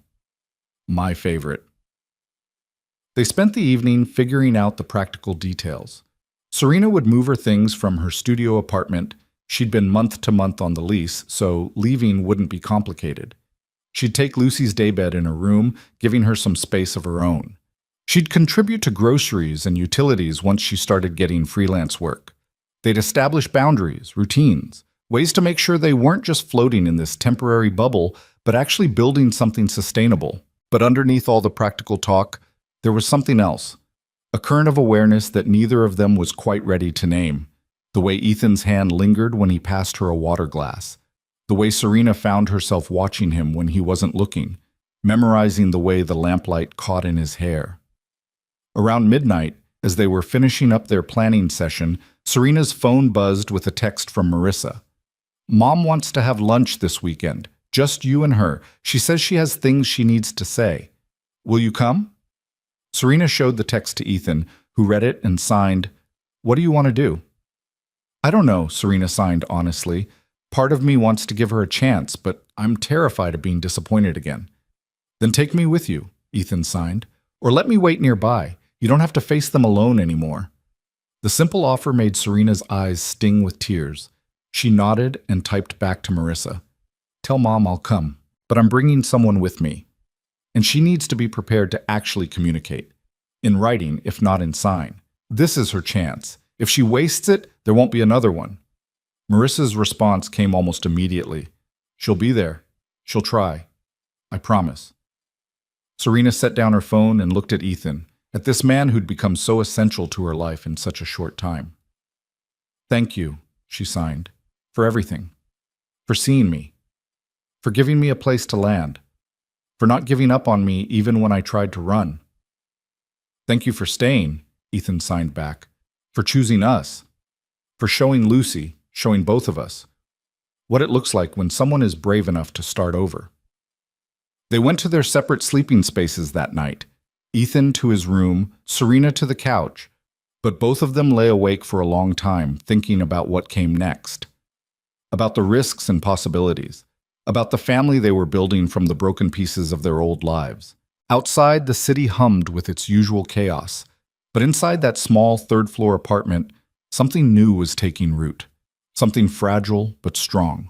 Something that looked a lot like hope.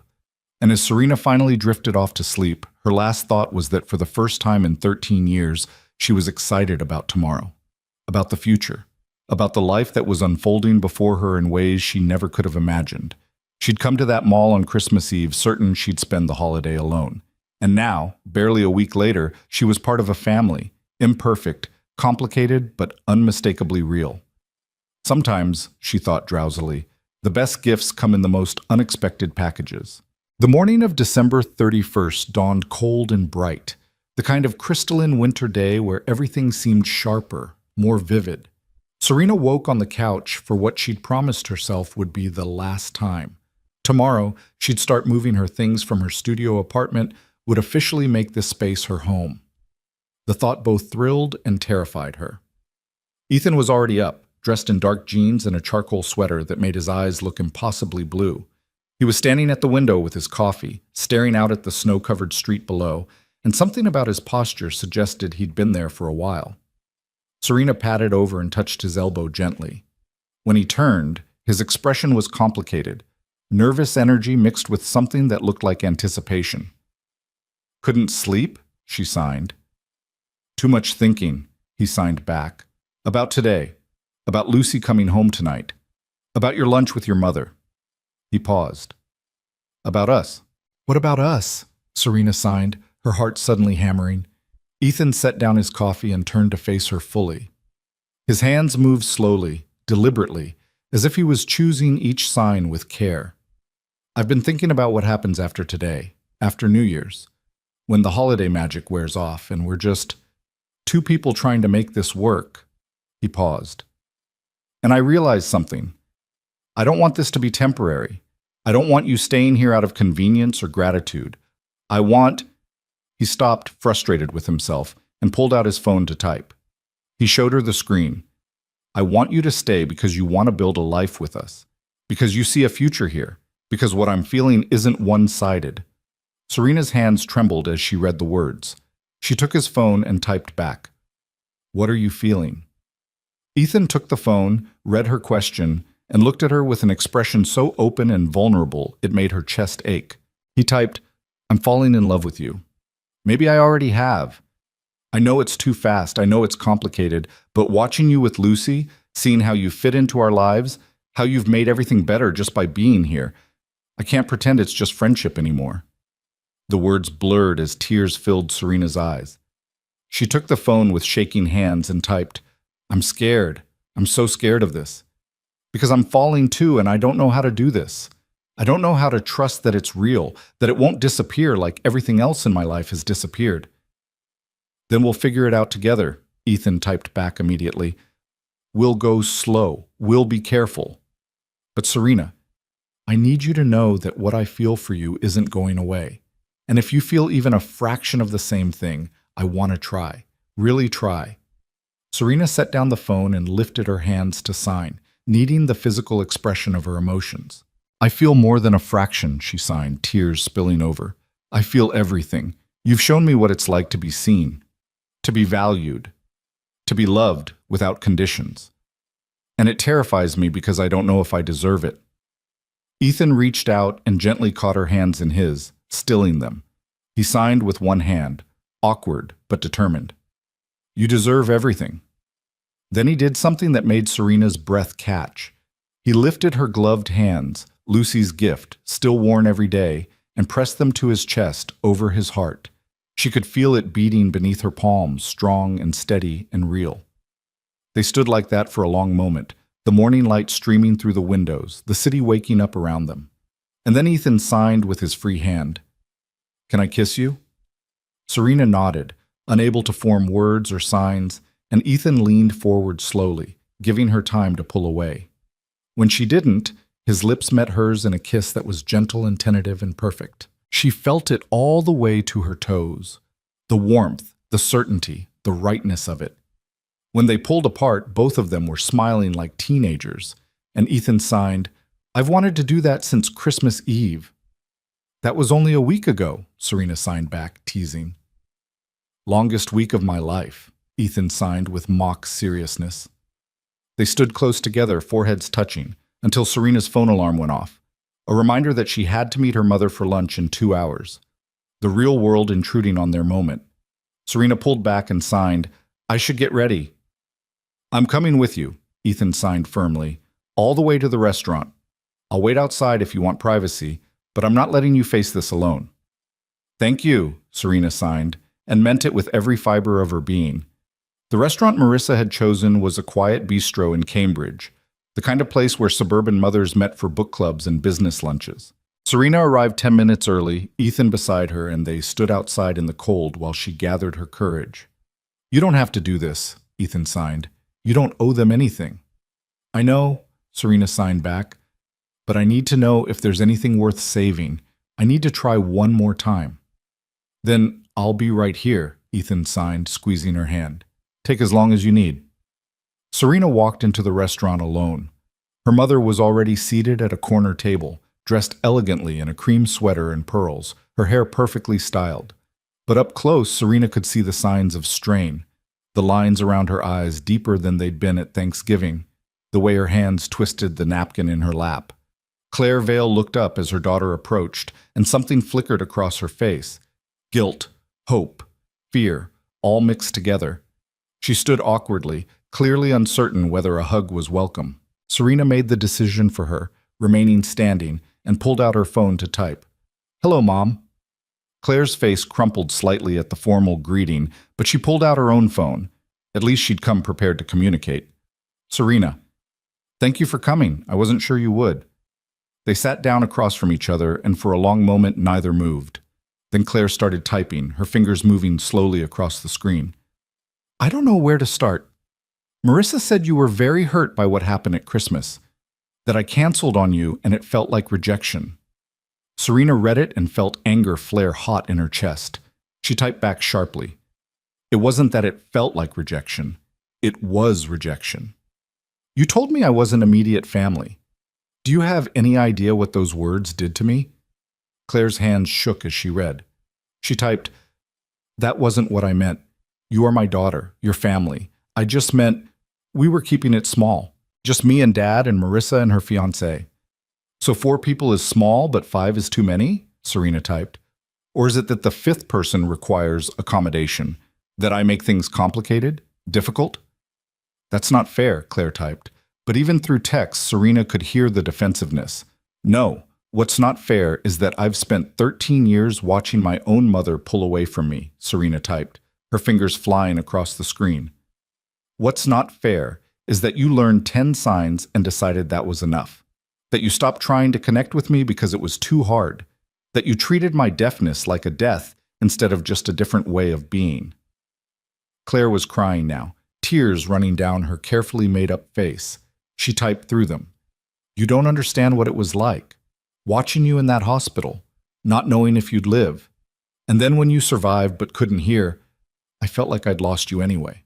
My baby girl, who used to sing in the shower and laugh at my jokes and tell me everything. She was gone, and I didn't know how to reach the person who was left."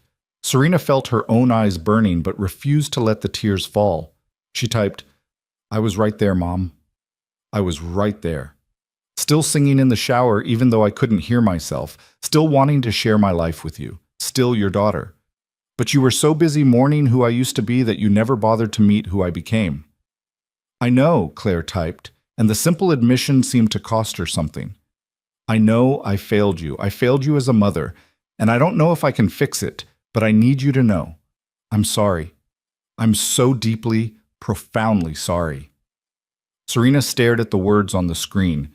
She'd waited 13 years to hear her mother apologize, and now that it was happening, she didn't know what to do with it. "Sorry doesn't fix years of neglect," she typed. "Sorry doesn't give me back my family." "I know," Claire typed again, "but I want to try. Really try this time. I've already signed up for ASL classes. Marissa and I are going together. We start next week. And I've been watching videos online, practicing. Look."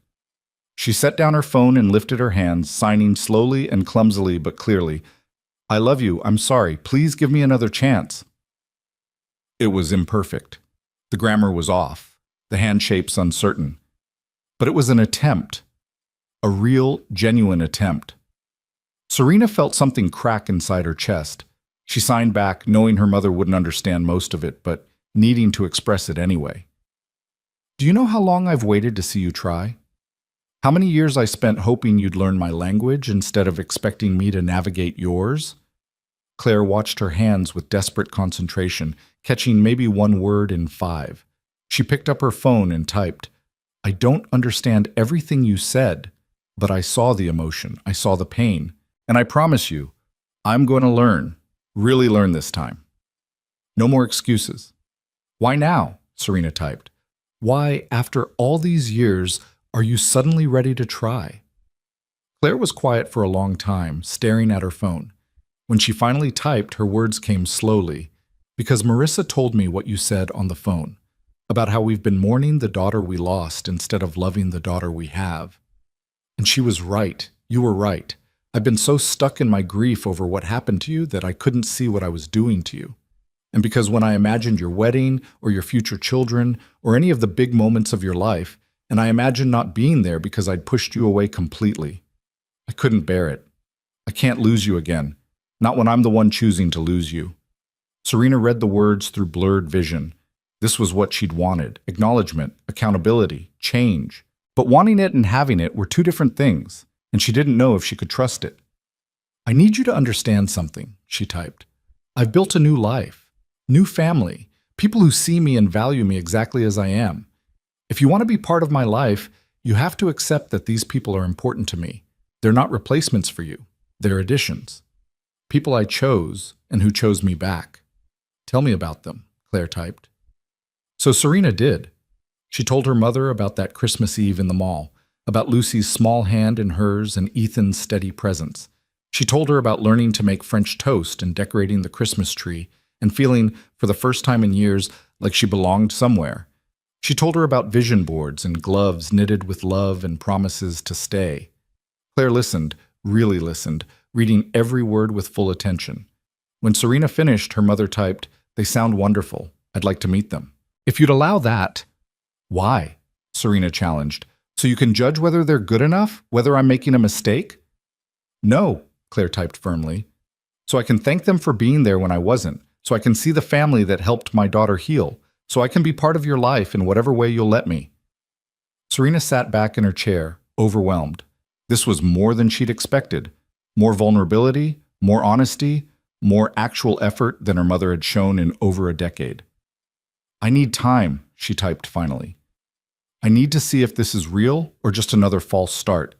I need you to prove that you're serious about learning, about changing, about actually being my mother instead of just someone who gave birth to me." "That's fair," Claire typed. "I'll prove it. However long it takes, I'll prove it." They sat in that restaurant for another hour, typing back and forth, starting the long, painful process of rebuilding something that had been broken for far too long. It wasn't miraculous. It wasn't a perfect reconciliation, but it was a beginning. When Serena finally left the restaurant, Ethan was exactly where he'd promised to be, standing outside in the cold, stamping his feet to stay warm. His face lit up when he saw her, and he signed immediately. "How did it go?" Serena considered the question as she wrapped her arms around him, letting his warmth seep into her cold body. "It went okay," she signed when she pulled back. "Not perfect, but okay. She's trying, really trying, I think." "And how do you feel about that?" "Hopeful," Serena signed honestly, "and terrified, and cautiously optimistic, all at the same time." "That sounds about right," Ethan signed with a smile. "Ready to go pick up Lucy? She texted me an hour ago asking when we were coming to get her. In all caps, multiple exclamation points." "Let's go get our girl," Serena signed, and the casual use of "our" made Ethan's smile widen. They picked Lucy up from her grandparents' hotel, and the little girl practically launched herself at Serena the moment she saw her, signing frantically, "You're here! You're really here! I told Grandma and Grandpa you'd be here, and I was right." Helen and Robert stood in the hotel lobby, watching this reunion with complicated expressions. Robert looked resigned but accepting. Helen looked like she was still wrestling with something, but when Lucy pulled Serena over to introduce her properly, the older woman managed a stiff smile. Lucy signed with enthusiastic determination. Grandma, Grandpa, this is Serena. She's an artist, and she's teaching me to draw better, and she makes the best French toast, and she's staying with us, and she's... Lucy paused dramatically, then signed with utter certainty. She's part of our family now. Helen's eyes met Serena's, and something passed between them, not acceptance exactly, but perhaps the beginning of understanding. Helen pulled out her phone and typed something, showing it to Serena. Lucy is very taken with you. I hope you understand how precious she is to us. Serena took the phone and typed back, I do. And I promise you. I would never do anything to hurt her. She's precious to me too. Helen read it and nodded slowly. It wasn't warm, but it wasn't hostile either. It was a start. Robert shook Ethan's hand and said something that made Ethan's expression soften. Then he turned to Lucy and knelt down, pulling her into a hug and saying something that made her giggle. As they left the hotel, Lucy between Ethan and Serena, holding both their hands and swinging her arms happily, Serena felt something settle in her chest. The pieces of her life were starting to fit together. Not perfectly, not without complications, but fitting nonetheless. They spent the rest of the afternoon preparing for New Year's Eve. Lucy insisted on making decorations, cutting out stars and moons from construction paper and taping them all over the apartment. Ethan attempted to make fancy appetizers from a recipe he'd found online and ended up ordering pizza when the appetizers turned into charred disasters.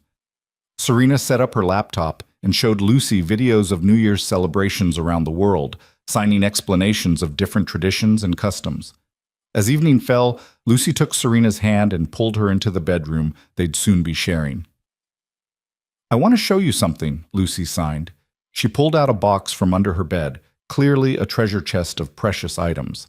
Inside were photos, drawings, small toys, a pressed flower, and at the very bottom, a silver locket.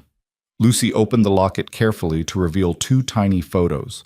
One of her mother holding infant Lucy, both of them laughing, and one that was empty.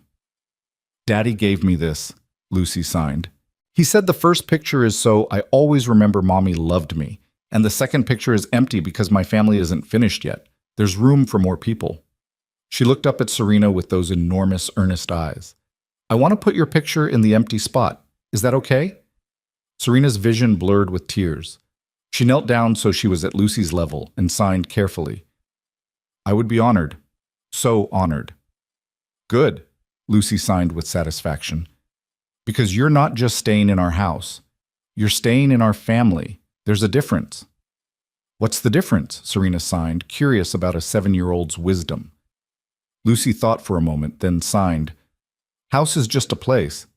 Family is people who choose to love you every day, even when it's hard, even when you're sad or grumpy or make mistakes.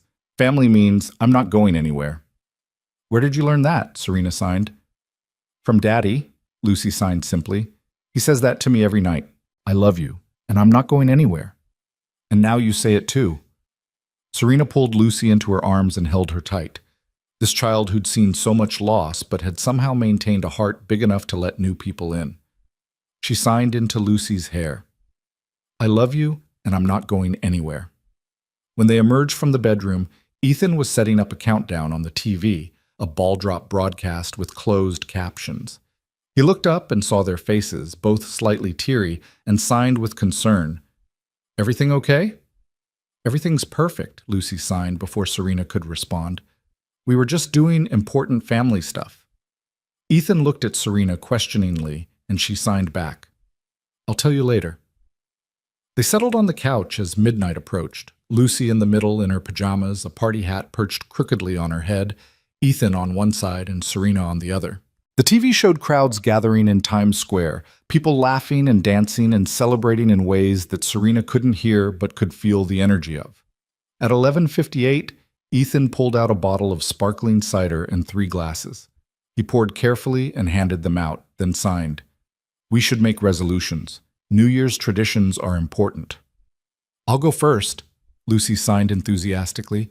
My resolution is to read 50 books this year, and to teach Serena all the best signs, and to make sure Daddy doesn't burn down the kitchen. Ethan laughed and signed. That's 3 resolutions. I'm ambitious, Lucy signed with a shrug. My turn, Ethan signed.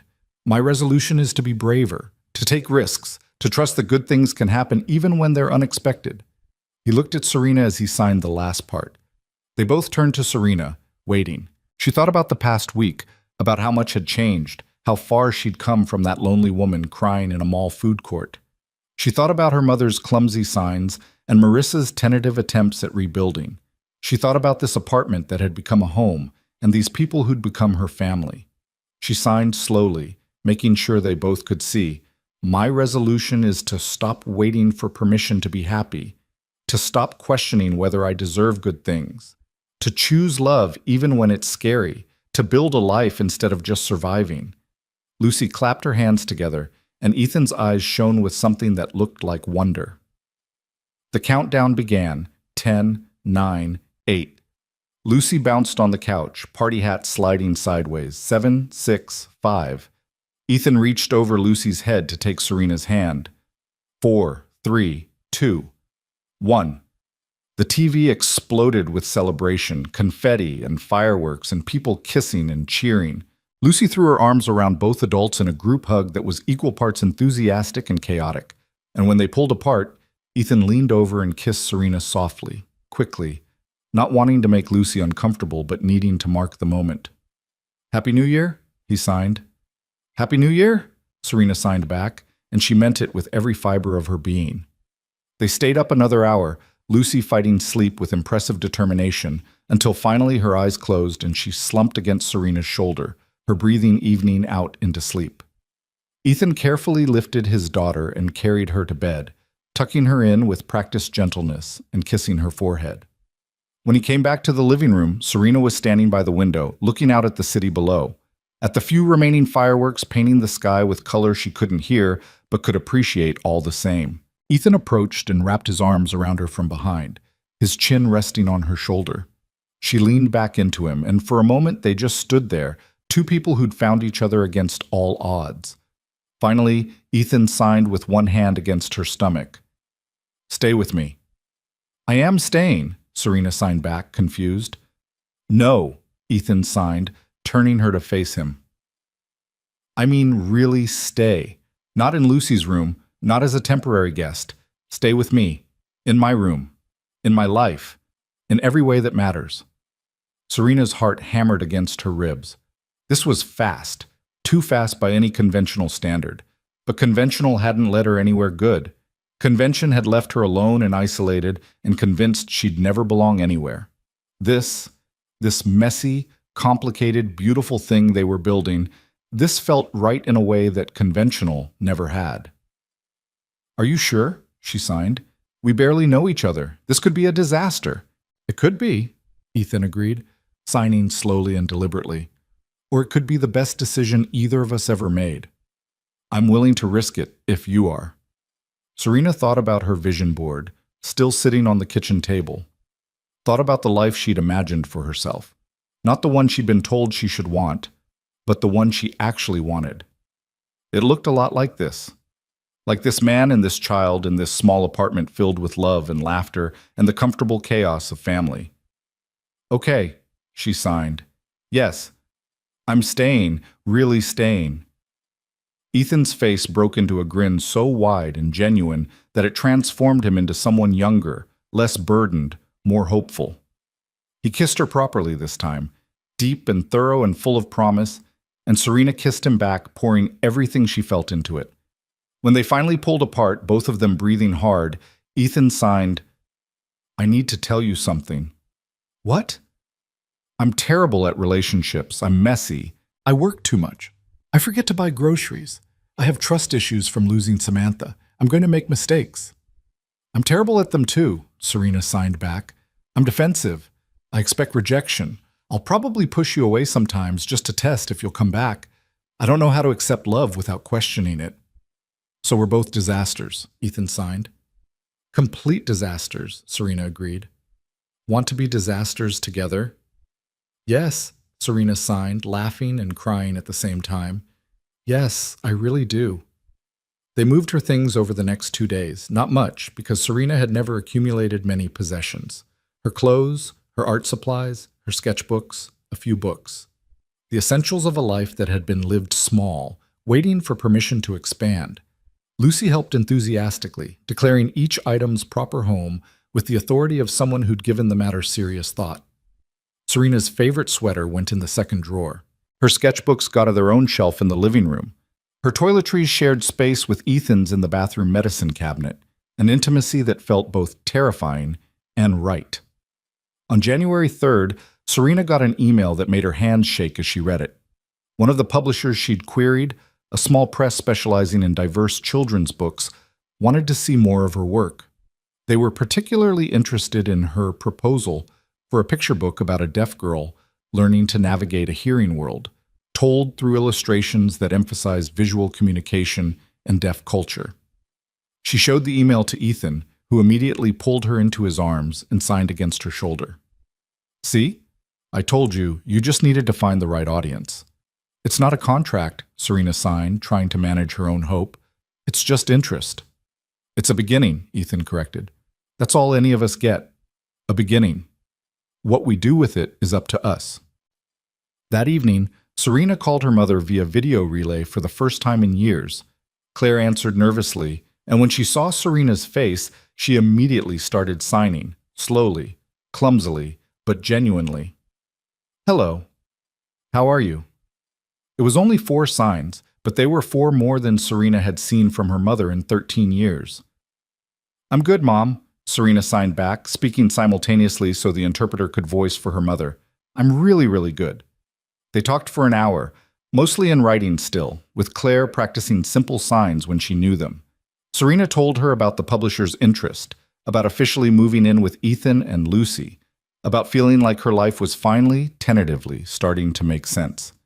Claire cried when Serena showed her Lucy's locket with both pictures filled now, mother and daughter side by side. She typed, "I'm so happy you found a family, even if it's not us, especially if they love you the way you deserve." "They do," Serena typed back. "And maybe if you keep trying, you can be part of it too. Not instead of them, but alongside them." "I'd like that," Claire typed. "More than anything." It wasn't perfect. There were still hard conversations to be had, boundaries to establish, years of hurt that couldn't be healed overnight. But it was progress. Real, genuine progress. On January 5th, Lucy's first day back at school after winter break, she insisted Serena walk her to the bus stop with Ethan. The 3 of them stood in the cold morning air, Lucy's backpack almost as big as she was, her breath visible in puffy clouds. "Are you nervous?" Serena signed. "A little," Lucy admitted. "Everyone's going to ask what I did for Christmas, and I'm going to tell them about you. Is that okay?" "More than okay," Serena signed. "I'm proud to be part of your story." "Good," Lucy signed with satisfaction. "Because you're the best part." The bus arrived, and Lucy hugged them both fiercely before climbing aboard. Through the window, Serena could see her immediately start signing to a smaller girl, Emma, undoubtedly. And even from outside, she could see Lucy's hands moving enthusiastically, telling the story of her Christmas miracle. Ethan took Serena's hand as they walked back to the apartment, and she realized this was her life now. Morning bus stops and shared coffee and the comfortable silence of 2 people who didn't need words to understand each other. That afternoon, while Ethan was at work and Serena was sketching ideas for her book proposal, there was a knock at the door. She opened it to find Marissa standing there, holding a large bag and looking nervous. "Hi," Marissa signed, still clumsy but trying. "Can I come in?" Serena stepped aside and let her sister enter. Marissa set down the bag and pulled out her phone. "I've been practicing," she typed, "every day. I want to be able to have a real conversation with you in sign language by your birthday. That's my goal." "My birthday isn't until August," Serena typed back. "I know," Marissa typed. "That's how serious I am about this." She reached into the bag and pulled out photo albums, the family albums from their childhood. She opened one to show young Serena and Marissa, arms around each other, gap-toothed grins, inseparable. "I want to get back to this," Marissa typed. "I know we can't go back exactly. Too much has happened, but maybe we can build something new, something better, because we know what we're risking if we don't." Serena looked at the photos, at the sisters they used to be, and then at the woman her sister had become. Flawed, trying, imperfect, but genuine in her effort. "Okay," she typed, "let's try." "But Marissa, If you're going to be in my life, you have to be in all of my life. That includes Ethan and Lucy. They're not temporary, they're forever. Then I want to meet them, Marissa typed. Properly. I want to apologize for tracking you down. I want to start over the right way. So they made plans. Dinner the following week, all of them together. A chance to build bridges instead of walls. When Lucy came home from school that day, she found Serena and Marissa sitting at the kitchen table signing to each other. Marissa's signs still halting and uncertain, but Serena patient and encouraging. Lucy's face lit up. "You're teaching her," Lucy signed enthusiastically.